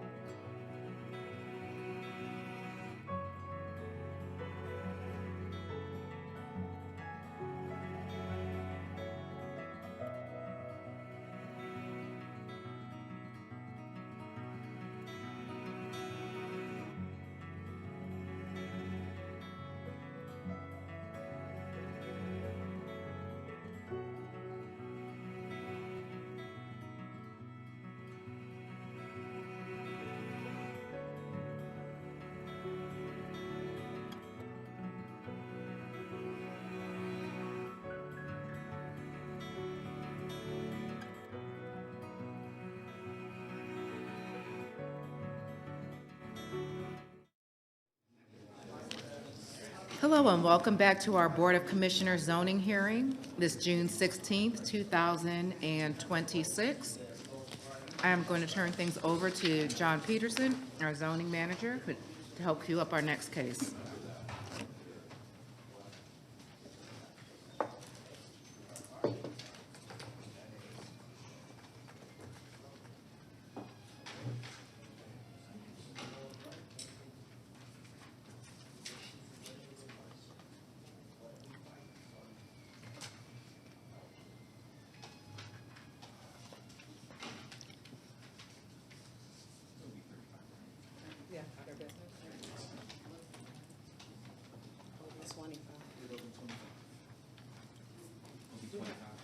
We did have one pulled from consent, but that was 30, so it's not in order. Yes. Yeah, this would be 25 or 24. All right, next case we're going to hear is other business item number 25 of 2026, which is to consider making Lowell Drive Townhome subdivision a private road and to allow stream buffer averaging for Hampton 193 LLC. The property is located at the east end of Lowell Drive in land lot 64 of the 17th District. Is the applicant present? The applicant is here. Is there anyone here opposed to other business item number 25? 5? Okay, let the record show there's 5 people here opposed. All those who want to address the board, either for or against, please come forward to be sworn in.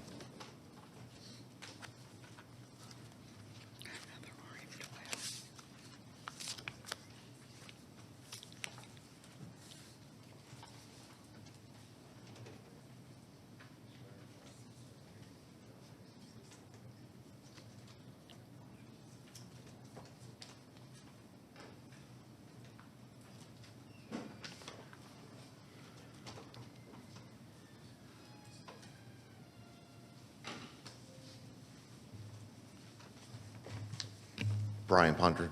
Good morning, Brian. You can begin whenever you're ready. So we were here last month and wanting to do a 22-unit little townhome enclave off the end of the cul-de-sac.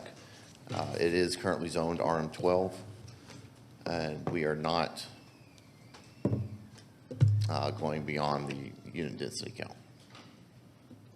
count. We are just going in for a private road easement. It's already zoned.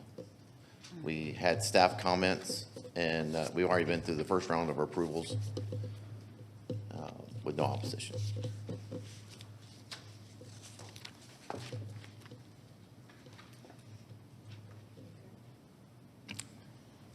I'm not sure what else to say. Okay, have there been any changes since the last time we met? Okay. All right. Thank you. Does that conclude your remarks? Yes. Okay, you've got 9 minutes. You sure you don't want to use them? I mean, we have the property under contract because it is zoned for the RM12 in this zoning district.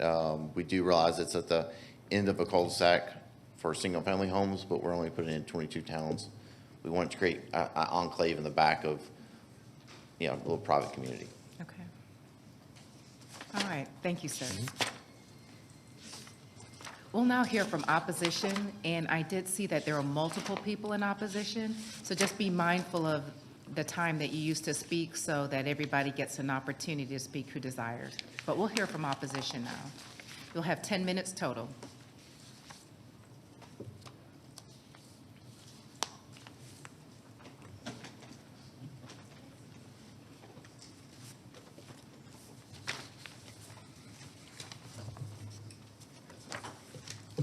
Yes, my name is John LaPestarella. I live at 640 Lowell Drive. I've lived there for 37 years. I want to say that they should consider using Massachusetts Avenue as their entrance and exit instead of Lowell Drive. That would be on the right side of that. That would be a straight shot right into there, okay? Something else also, and I'm saying this because I'm a plumber, the water main on Lowell Drive is sized to service 33 homes. The water main on Massachusetts Avenue is much larger. It has to be, because at the end of Massachusetts Avenue, there's an apartment complex. One building has 12 units, 2 buildings have 8 units, and 2 buildings have 6 units. That water main has to be much larger in size to service all those units. And it would be much more advantageous for them to tap into that water main to service that complex that they want to do. And that could be done right there at Massachusetts Avenue. Something else. Who is going to be responsible for the repaving of Lowell Drive? Because it's already starting to deteriorate. And to bringing heavy equipment down Lowell Drive to start construction, they're going to tear that road apart. So who's going to be responsible for repaving it? Something else. All the people that live on Lowell Drive still work. So what is their time frame for constructing, starting every day with construction and ending every day with construction? We propose that they start no earlier than 6 in the morning, and they're done before 6 in the evening. That's all I have to say. I'll let the next person speak.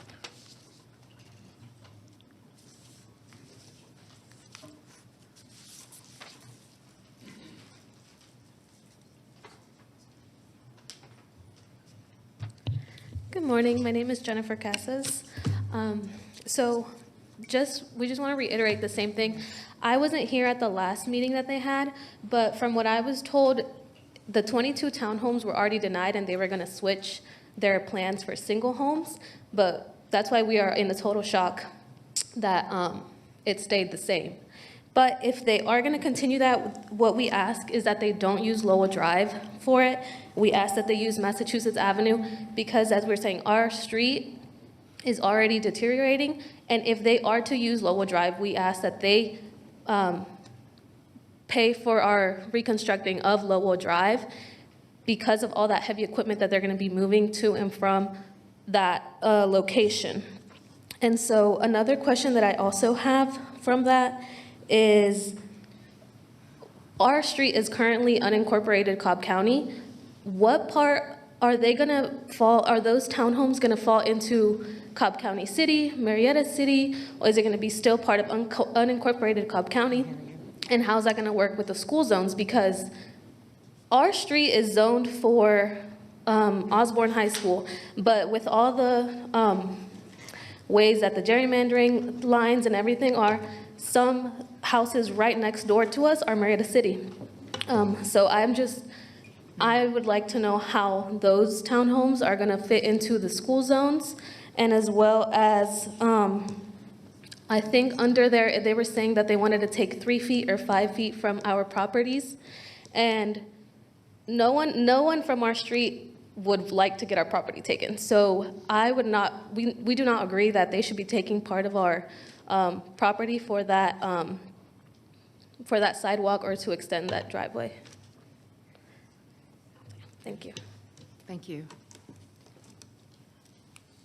It's a balance of 6 minutes left.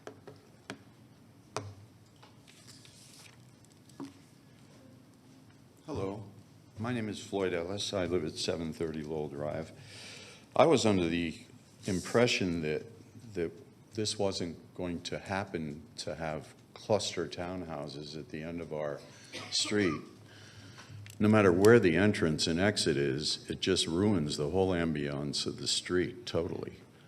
And I thought that there was going to be a proposal for single-family homes, but somehow or other, these guys think that they can push this through still. So I would just, I'm in opposition to that. A little nervous speaking, sorry, but it really burns me up that we're going to have another cluster inhabited presence along Cunningham Road, where we already have a whole bunch of traffic. You know, you have to wait at the line at both lights on Austell and Powder Springs Road for a long time just to get in and out. And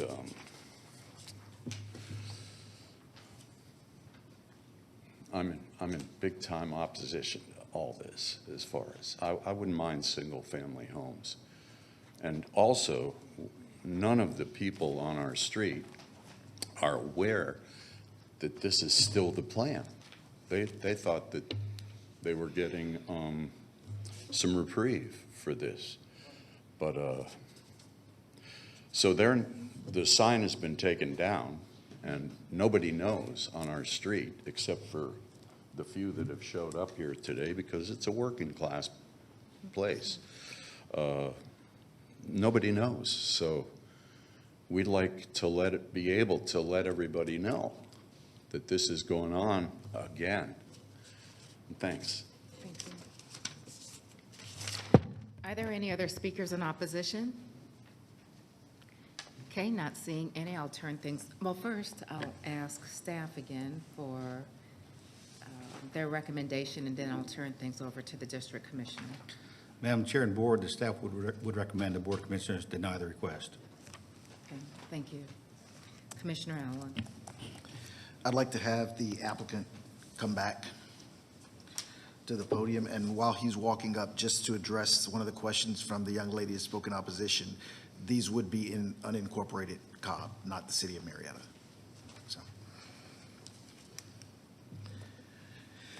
So last month, when we heard this case, we continued pending a review of possibly doing single-family. Was that contemplated? Did you all look at? Single-family is not contemplated. I'm sorry, detached. Detached isn't contemplated just due to the pricing of the land from the owner. So we have it under contract with the current owner that lives on property. And just the pricing of the land just doesn't give forth for 4 to 6 homes. Okay. Well, that was my only question right now for you, but stay close. Does anyone else have a question for the applicant for? I'm of similar thought. I perceived when we left the last Yeah, meeting, we're there gonna was going to have- be discussion regarding single-family. There's so many unique single-family products out there that are allowing them to come closer together and still be detached. I don't know what the unit yield is for what this project is. I have to go back through the notes and what it could have been for single-family. Like, I don't have a performer, that's what you deal with, but I just thought there would have been some discussion, communication, something to yield a little bit more than what we have here today. Commissioner Sheffield. Is there still a plan to bring forth a revised plan to reflect a single family? Because that's what the community was set up to believe would happen, Right. and quite candidly, so was I. Right, and that's why I asked the question, was it even contemplated or, you know? Yes. Can I address the reaching out part? Yes, And I please. apologize. I just want to make sure I got the right email address. Sir, I'm can you not just trying. state your name for the record? Oh, I'm sorry, Lane Lawler. Lane I'm Lawler. not trying to drive the bus. I'm not. Lane, were you sworn in? Does he need to be sworn in? Okay, Yes, good. I do. Okay, thank you. So I have Eric, ERICK.ALLEN@cobbcounty.gov. So I sent, because I knew you wanted to have that discussion, I sent an email on May 26th and another one on May 29th, neither of which were returned. So we did try to reach out. Okay, well, I apologize for that. Was the email in reference to not being able to do the detached? Yeah, basically I said, hey, I'm contacting you in regards to OB 25-200026. From the May 19th meeting, a motion was made to hold to the June meeting. I was sure there were more discussions to this than just holding the vote, but it's not in the minutes. So I wanted to have that meeting so we could figure out what we need to do to move forward. So are you, because the previous statement was it wasn't contemplated, are you willing to contemplate and look at detached units? It doesn't work based on the price point we're paying for the property. Okay. Okay. All right, well, thank you. What is,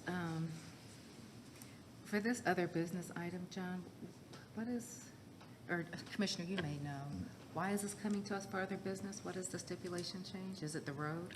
It's not a stipulation change, Madam Chair. This is a little bit atypical of what we normally do, but the RM12 zoning code requires the board to approve a site plan for any undeveloped RM12 property. And that's why we're here. There's also a stream buffer variance that's needed to put in the detention pond and to allow the private roads. So it's the variance, the private roads, and A site plan approval. approval. And that was going to be one of my questions to you, John. If there were already access to this, would this have to come before us as other business, or would it fit the current zoning? Yes, it would have to come to the board. It would still have to come before the board for, okay. Yes, Commissioner, go ahead. So this is already zoned RM12, Correct. but is it an extension of the original RM12 on Lowell Drive? Was it ever part of that zoning? It's my understanding that this was all one property one time. That's what- And Lowell Drive, Lowell is actually the first name of the previous owner of the property, or the current owner. But it was all owned by one entity at one time, from my understanding. Okay, but they only developed that where the cul-de-sac stops. Correct. And they're asking for a private road to enter from Lowell Drive to their property? They're asking for all their interior roads to be private. Hmm. Mhm. Yeah, we usually don't do private, or we usually have questions around private streets for just 22 homes because it becomes very difficult for such a small community to maintain that cost. And so that's, I don't know how the site plan is, if it's built to public standards. That would be a question for the applicant, Madam Chair. I don't know if you know that, or if our staff knows that, if the roads are developed to meet our public standards, if they wanted to transition over, because there's rarely a time when I was a district commissioner that people weren't asking for that over time, particularly for older communities. They just cannot maintain, can't maintain the roads.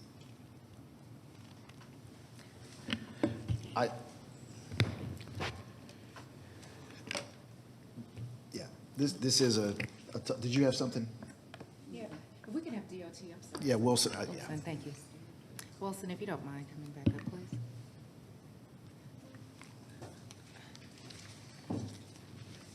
please. The site. Cobb Yes, go County ahead, sir. Transportation, Wilson Collins. Thank you, Wilson. The site plan submitted, were the roads consistent with public standards? No, Commissioner. The site plan submitted into plan review initially did not conform to public roads, so it was a recommendation in plan review that the roads actually remain private because they do not conform to any private standards right now. It doesn't look like they'd be able to meet those standards in the future, Okay. given the current design. Yeah, particularly if there's issue around price point, then this is probably a modestly priced community, and that would be a burden to put on 22 owners. Thank you.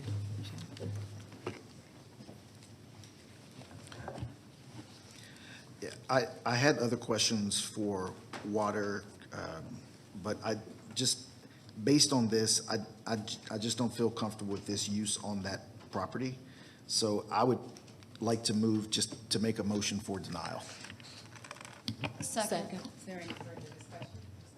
Is there any further discussion? Call the question. Motion carries 5-0.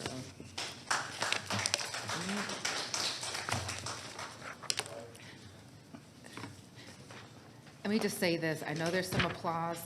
I commend the residents for being vigilant in your community. You just have to continue to be vigilant because, as you shared, you may leave a hearing and think something is one way and come back and it's another way. This active attention is just continue. Please continue that so you can be mindful of what's going on. Thank you.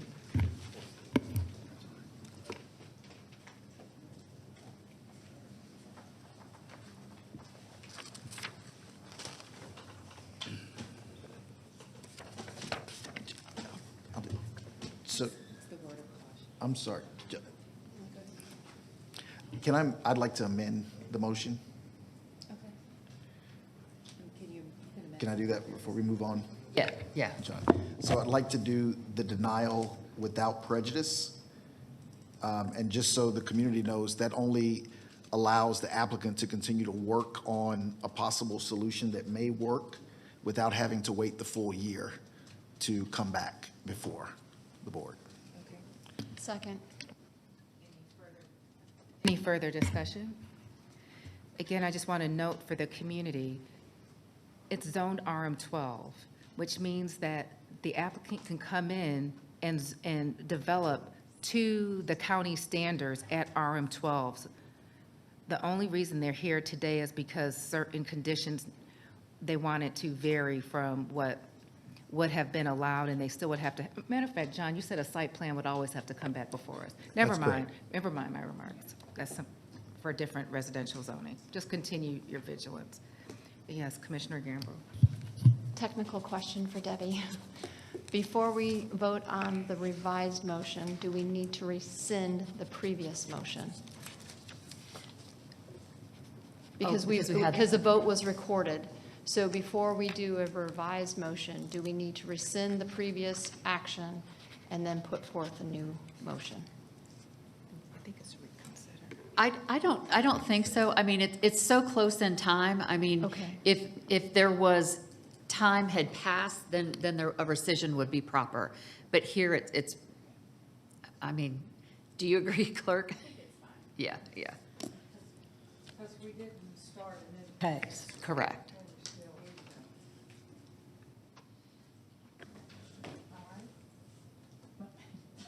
Did you have something else to say? No, I'm laughing because he's saying call the question. Oh, you're just trying to speed me up.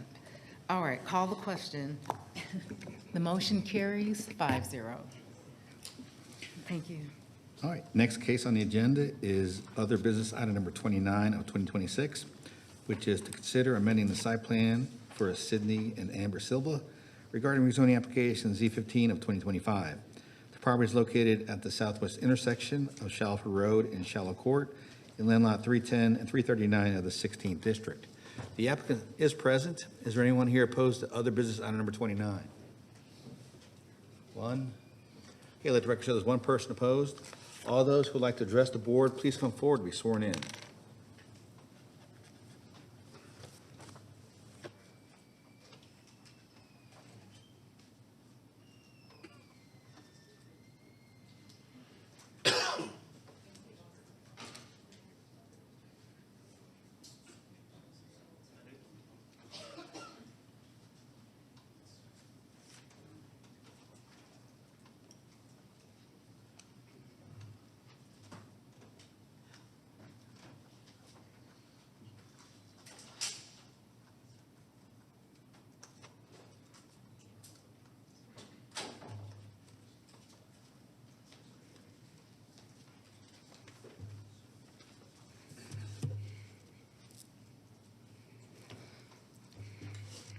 Good morning, Commissioners. Good morning, ma'am. You can begin whenever you're ready. Just state your name for the record. Okay, my name is Amber Silva.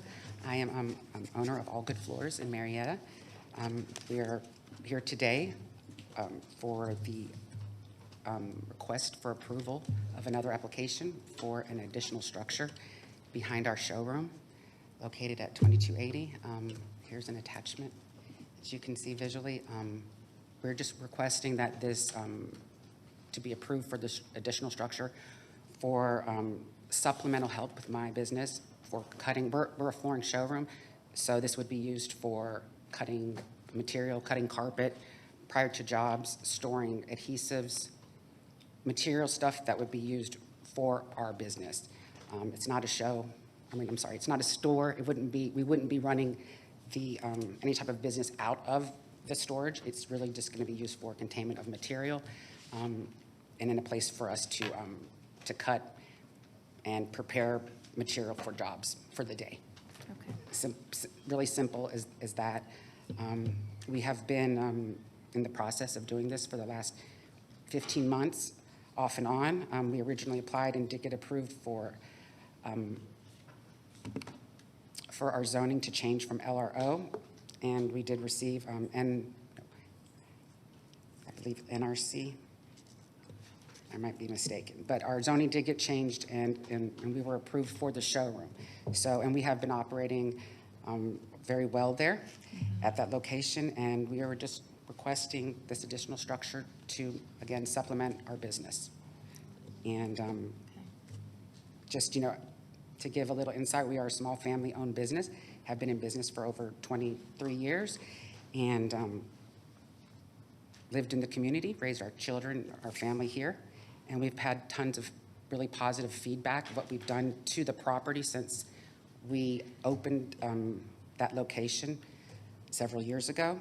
So even after sending some of the letters that I had to send out prior to the meeting, I did receive multiple phone calls that were actually very positive and inquisitive, asking what we were going to do, but if we were going to keep it looking as beautiful as our showroom does now. So a lot of people did actually call and give positive feedback, and a couple of calls that were just inquiring, what are we doing? So that is why I'm here today to present to you, and I have our civil engineer here also to help answer any additional questions. Thank you, ma'am. And Does that thank you. conclude your presentation? Yes, ma'am. Okay, there's 7 additional minutes. Is your engineer desiring to speak for the applicant? He's here for any type of supplemental. questions? Yes, Okay. because there were several comments and that I just didn't understand, so he's here to help with that. Okay, thank you. Appreciate it. Just don't sit too far away in case you get called back up. We'll now hear from those in opposition. You'll have a total of 10 minutes.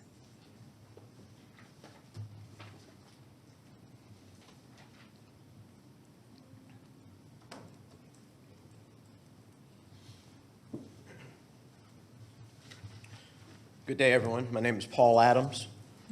I live at 3776 Shallow Court, which is directly across from the back side of the property. In addition, my house is at least 30 feet above Shallow Court, and the property in question is probably at least 15 feet below that Shallow Court street level. So I look out of my front porch and my dining room at this property. Okay? The owner of this property 15 months ago illegally erected what was classified as a garage. Did not require, or did not submit permits, did not adhere to any kind of county setbacks, put in a concrete pad and a metal building. I actually lived at this property in 1986 when I first moved to Atlanta. I bought this property in late 2024 from the same family I lived with, and I moved there approximately a year ago. I've seen this property, I know this neighborhood, and I know what has happened for many decades.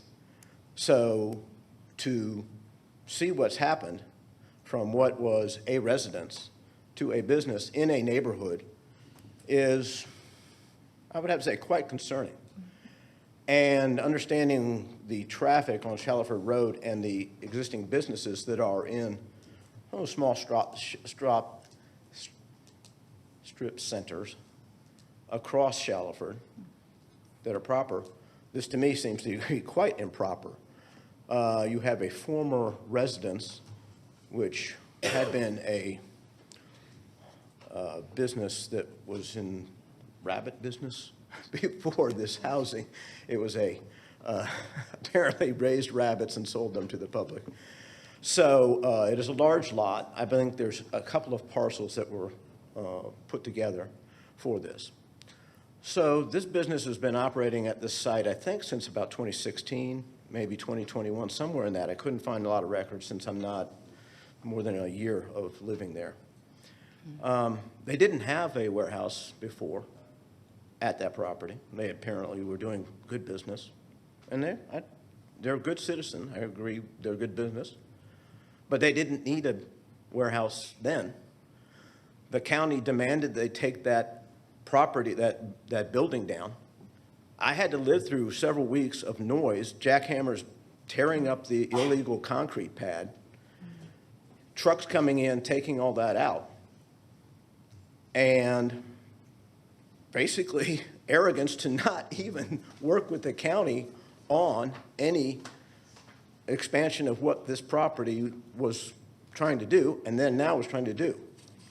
So they're going back to the well.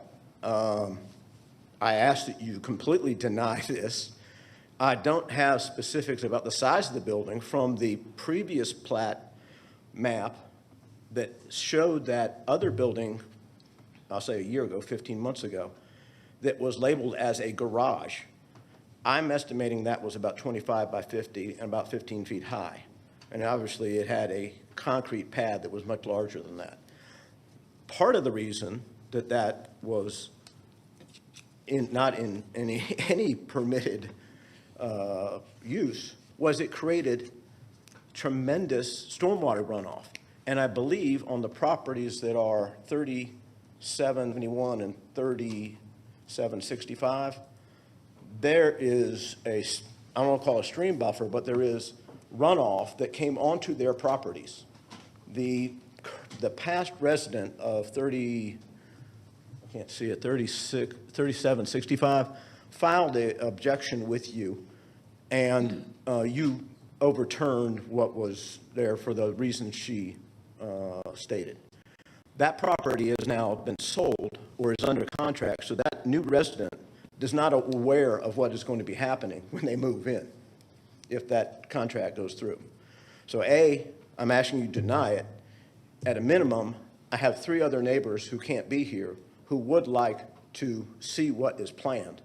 We've never seen what was submitted as that architectural drawing, so we need to understand it. It does appear that that building is much bigger than what was there illegally already. We are not, if this is going to be used for manufacturing and cutting and storage, that means there are trucks coming in and out of it all the time. There is definitely a traffic pattern, and I don't think the county's done a traffic survey, but that Shelford Road is 45 miles per hour. When you're turning right on Bryant to come Shallowford, as well as the traffic, it is coming over a hill down Shallowford on a downslope. So you don't have very much time at 45 miles an hour to adjust your speed for traffic, increased amount of trucks and vehicles coming into the entrance of the property as it is now. So while it doesn't get much traffic now because it's a showroom, it would get significant traffic with this materials being delivered, these, what was described as the cutting daily preparations of materials, storage being, if you're going to have store stuff, they're going to have deliveries. They're apparently operating just fine without this building right now and have for years. So at that point, I'm kind of wondering why would this be a situation where you would put a large metal building in a neighborhood? And I don't know what the survey would require for a stormwater stream buffer. I don't have that knowledge there. I do know that that flows, I think it is a branch of Noonday Creek to the south, I guess I would say, because our property is much higher than where the land plat is right there. There is a crest of a hill, and my neighbor who objected in the past described what was needed to be done. I have a document here where she submitted previously when the property was the Rabbit building, the Rabbit business, that parking on our shallow court was also affected. So I know we certainly all would object, but we definitely need to review whatever the plan is they have there. And the fact that it looks like a much larger building that would have daily activities of this business in the neighborhood coming and going, I strongly suggest you deny this request. Thank you. Thank you, sir.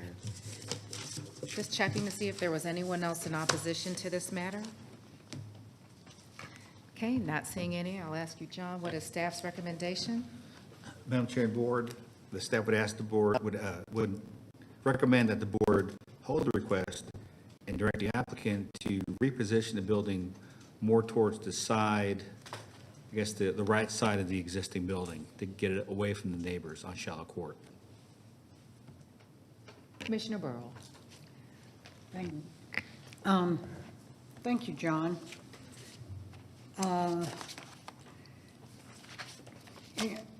This, as you heard, it is a 2,070 square foot building in a residential area. The applicant did comply with the removal of the building that was not permitted last year that was built, and did come into compliance with what was requested when it was rezoned to LRC. However, it's the same, this is the same building, and it's still directly impacted by the letter of record from Jason and Kinsley. I just had it. Justin and Kinsley McLean, who are directly behind here, that were at the original zoning in opposition to. And now we have an additional one. There are actually 120 homes within a 1,000-foot radius of this property. So it's definitely residential. And what's being proposed is really too dense for this area. But I agree with holding this and asking the applicant to hold a meeting with some of the adjacent neighbors and Mr. Adams that spoke today, and any surrounding neighbors too, to see if it could be positioned off Shallowford instead of,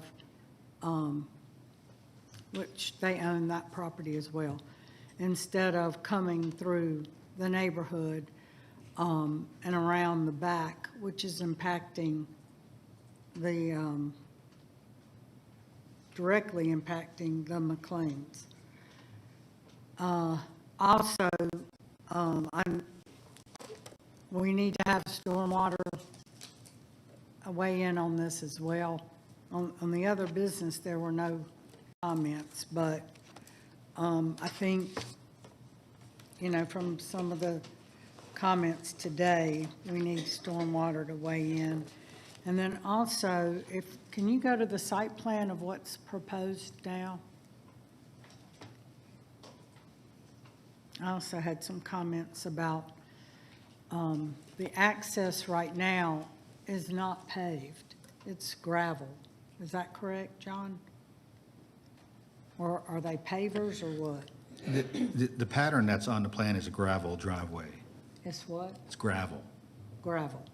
So that would have to be a hardened surface for trucks or deliveries to come in through there. Correct. And then there's also a concern about the noise that, with the delivery, how that would impact the neighborhood of loading and unloading, but also, you know, the fabrication or cutting carpet or what they'll be doing in this warehouse or building, storage building.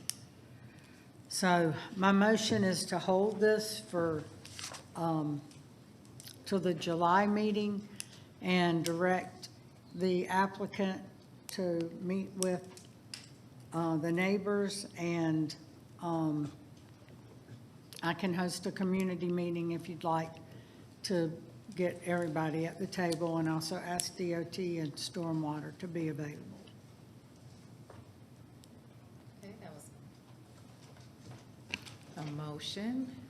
I see the applicant. Do you want to acknowledge the applicant, or do you want to just move I forward? don't think I can I? You can. Okay, who said, did I have a second? Debbie nodded, not yet. Okay. Does the applicant or the engineer want to come back up, please?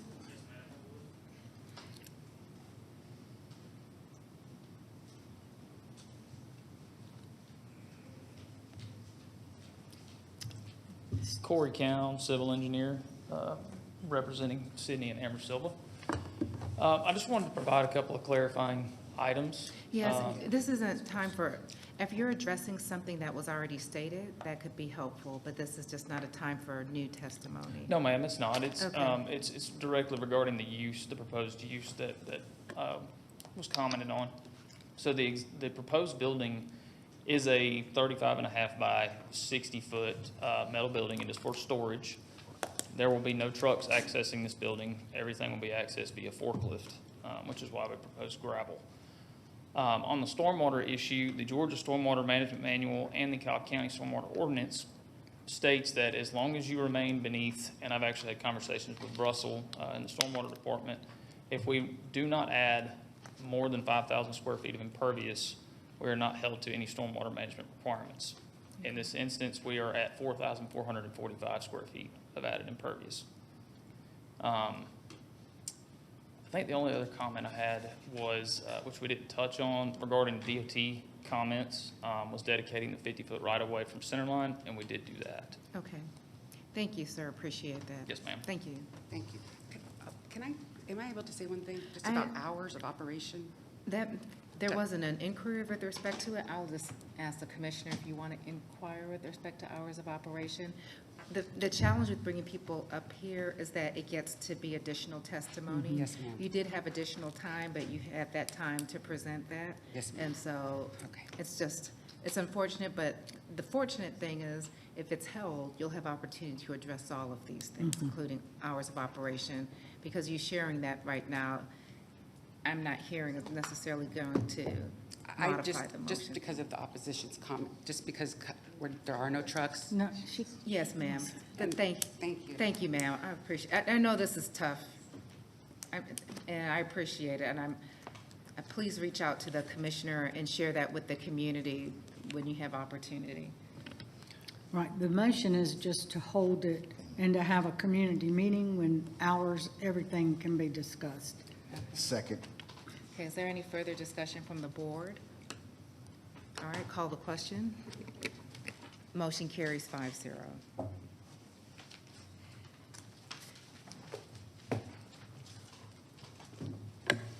Okay, next item on the agenda is other business item number 30 of 2026, which is to consider a reduction of required public road frontage from 75 feet for Emmanuel E. Hema. The property is located on the south side of Macklin Road in land lot 454 of the 19th District. The applicant was present, and earlier there was one person here opposed. All those who would like to address the board, please come forward and be sworn in.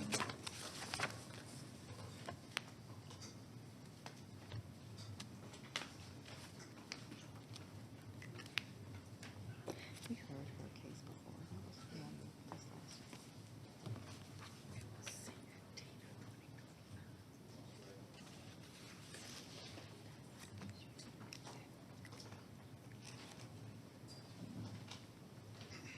Okay.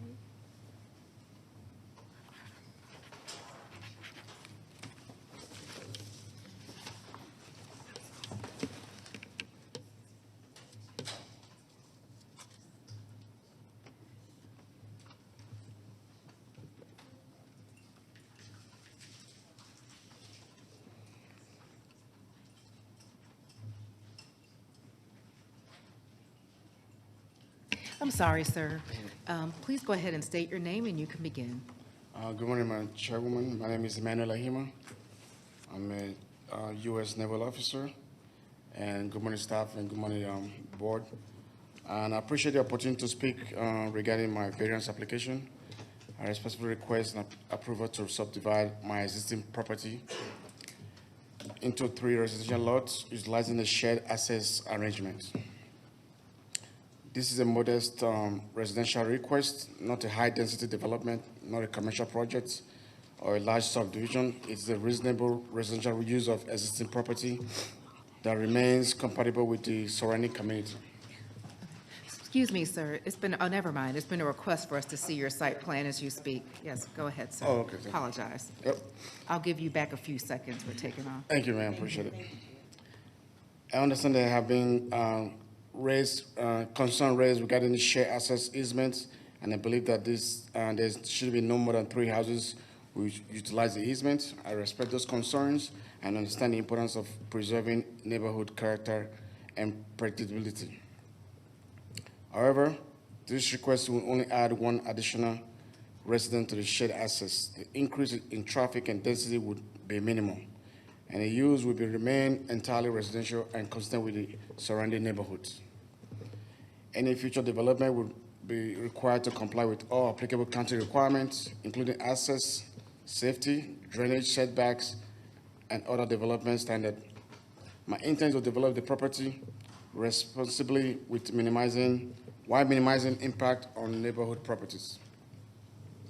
This request only represents responsible land use that can increase property values, contribute to additional long-term tax revenue to Cobb County without requiring significant public infrastructure improvements.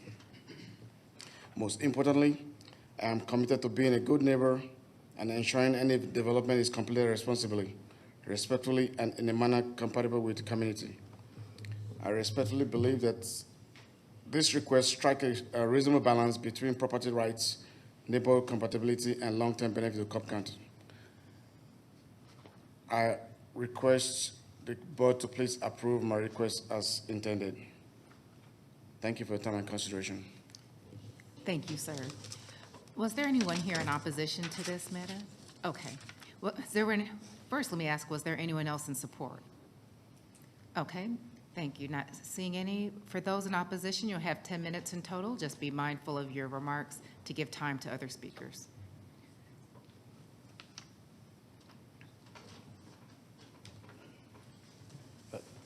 Good morning. My name is Andrew Gleason. I share the adjacent lot below Emmanuel's, and it's a shared private driveway. I purchased the lot, correct, yeah. I purchased the lot in October of 2016. And I guess my main concern is the variance that I saw when I purchased the property stated that there would be no more than 3 houses between the 3 lots, and Michael owns the lot behind me, and it's my understanding that that's going to change with this variance. So those are my main concerns: the private driveway, and then the variance that I kind of purchased the property under in I think that was April of 2004. Okay, thank you.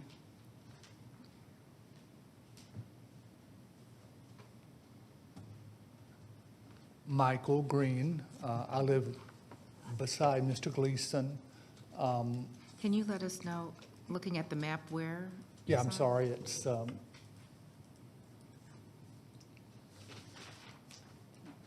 yeah, it's beside the established home there. Yeah, just below that, there's, Okay. yeah, one more. Perfect, that's great. I see. We bought the property, as Andrew said, based on a variance granted in '08, that there would be 3 lots. It specifically says that in the approval of your predecessors. He's trying to put a fourth home where there should be 3 on a private drive. We spoke with the contiguous property owners and several others around, and they all signed the same petition. We just want them to abide by current county standards and not vary the road frontage request. Should I give this to you guys, or does it matter? If you'd like for us to see it, yes, we'll. Thank you. Are there any other speakers in opposition? Yes, sir. You have about 8 minutes to address the board. Good morning. My name is Miguel Gamboa. I own the property to the left. And same concept. I bought the property and built my forever home. And, keeping in mind that I was only going to have 3 neighbors.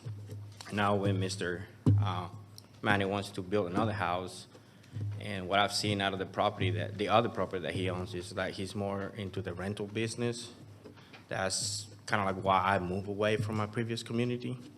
I wanted to have that privacy, and I got 3 boys.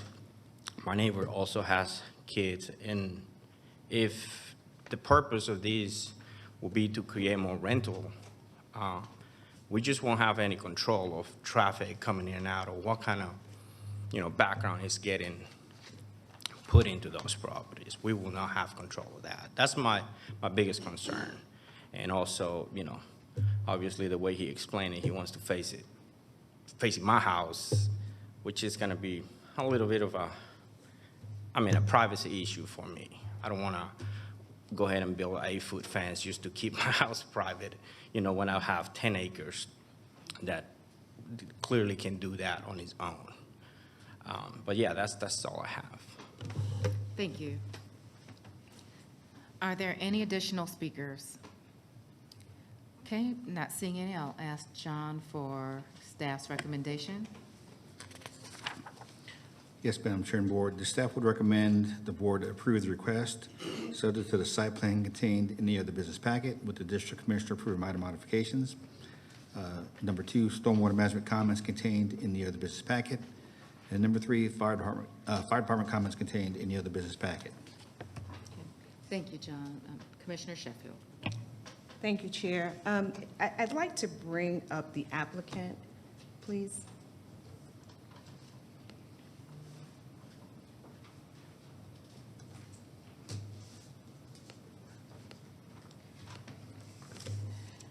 Yes, ma'am.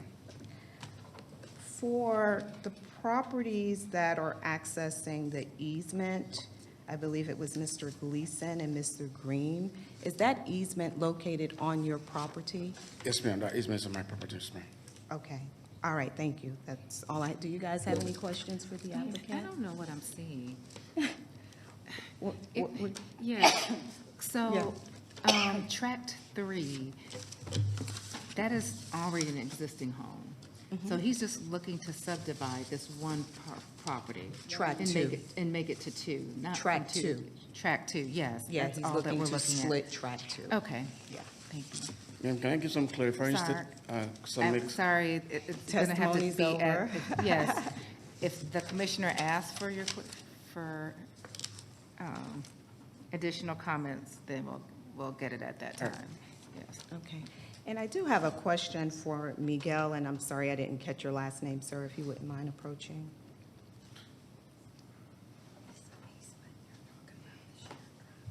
Yes, ma'am. You mentioned that you built your forever home and you were not able to use the easement. Did you anticipate using an easement or having your own driveway? Well, it will have been pretty significant if I could avoid doing my own driveway back when I built it. But I was told by the fire marshal, if I'm not mistaken, only 3 homes were allowed into that easement. So that lot, the tract number 2 that he's trying to subdivide, was pretty much it. So I wasn't able to get that right away. Okay, but, all right, let me address that. So the 3 lot requirements, and you guys are referring to the 2004 condition, which was actually a board, variance board, not the Board of Commissioners, just to clarify that. Right. That was the BZA, and at that time, the max was, I believe, 3, John, is what you shared, is what they had within their authority to approve, but obviously the commissioners can make adjustments to that.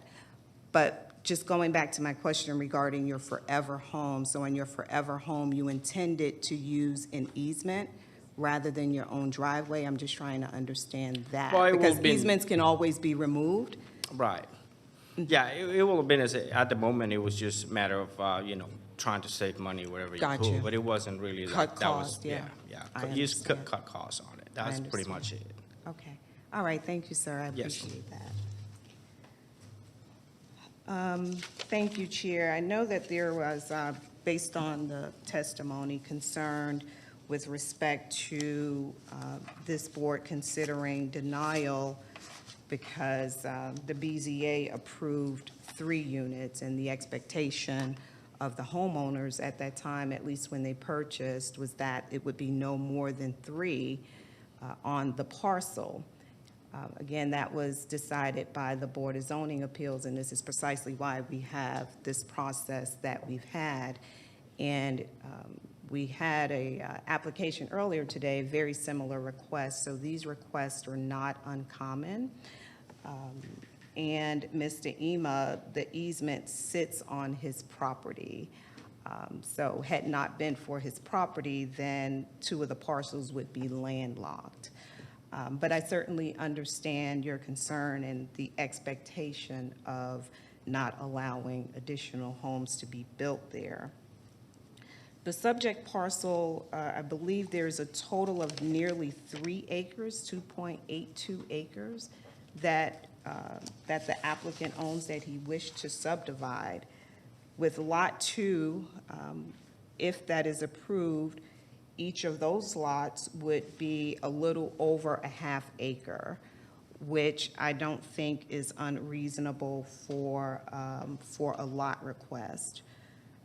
DOT has reviewed this application, but I only ask that there's further consideration, and if this is approved through site plan review, access, I'm assuming there may be a shared driveway within those 2 lots if the split were to occur on track 2. I'm not sure what the ingress and egress would be for those 2 homes. Very likely it would be a shared driveway that would access the easement. I do support staff recommendation for approval. And with that, Madam Chair, I'm prepared to make a motion, unless you all have questions. I do have one Comments? question. Yeah. And forgive me if this is a minor question. I'm not trying to impede the motion. But there was concern about having another home facing this other home on the west. I don't know how these homes are configured. Sure. Do the homes on track 1 and track 3 face this other home? And this is a concern about a second home facing that property, or are they configured differently? I'm not And maybe sure that's- where they sit, but perhaps that's a better question for the the applicant? yeah, for Yes, the the applicant, or applicant. even for the homeowner that contends it Yeah. faces property. Because he doesn't own, the applicant doesn't own the home on track 3. Okay. Ma'am, let me answer your question, please. Track 3 is an existing foundation where I intend to be my primary, my retirement home. I'm currently residing in Cobb County, in Paulding County. Okay. I have a wife and 2 kids. We intend to move to that track 3 when we Okay. build a home. And track 2 is a vacant lot that is over 1.5 acres of land. And track 1 is an existing home that's facing Macklin Road. Oh, okay. That is an old home. I want to tear the house down and put 2 houses on there. Also, no one is on track 1 either. No, it's an empty lot, ma'am. It's an empty lot? Yes, ma'am. Okay. So this is just, what I'm seeing here, it's just a depiction of the possibilities, I guess, for track 1? That's not necessarily an existing, It's an existing house. It's an it's a existing home. structure. It's a structure. Oh, okay. Oh, okay, Correct. It's an existing home on track 1. okay. Okay. Commissioner Sheffield, is something? The request is to split track 2. So that's what they're considering. And they're requesting a 0-foot setback, obviously, because it's not facing the Okay, road. So thank they're you. requesting from 75 to 0. Maybe I wasn't clear what I was seeing on the Yeah, file here. So It's a bit confusing. So it's just because there track were 2. Track 1 will Correct. remain as is. Correct. Correct. Just Okay, track 2. all right, Yeah. Okay. yeah. So Yeah. there would be no It- additional property closer to the west property. I'm presuming the split, is the split going to be west-east split, or is it down the center? How is this lot being split? Emmanuel, if you wouldn't mind approaching, so you we can see go on the the record. GIS to see where these 3 tracks fit in the property And that's again, maybe before I'm us? being too detailed, Commissioner. I No, just- it's okay. I don't, What, there's no need to be confused. We're just focusing on track 2. But before we Okay. move to the GIS, the question is, will it be split horizontally or vertically? My guess is, It should be split the way it is on the Okay. plat. okay, okay. All right. it'll be split the way it is here. So just go back, Okay, and if you that can. is the one tract, and we're splitting that into two. Okay, Right. I'm good. Right. Good. This whole. That's. I've got no additional Yeah. questions. Thank you. Okay, It's okay, thank you. it's a huge. Commissioner Gamble has a question. So you're looking to purchase the home that we see at the top, just outside of the yellow box, correct? I already own all the properties. You own that home? Yes, ma'am. I own Is- both properties. Okay, is that home on septic or sewer? He's on his septic, ma'am. Okay, So the plan, because it's an old house, the plan is to destroy the property and put the three properties, the three lots onto the sewer. That's the plan down the road, yeah. and you clearly understand that before they will approve the lot split, you have to put the sewer in Yes, first? ma'am. I'm already working with my engineer to do all this stuff. Yes, ma'am. Okay. And I'm sure you've gone through the process and spoken with them. Yes, Okay. ma'am. All right, thank you. Was there anything else? No? All right. Is this 3? That's a One of the different owners, property. right? Yeah, yeah. Okay, I think it so was Mr. track 1 Green. and 2 will go in this yellow outline that he owns. Right. And this house will be torn down. Right. Or structure. Right, with the sewer added. Okay. Should I start that over, clerk? You had a motion. You gave a motion? I did. Okay. Yeah, to approve, but Okay. Second.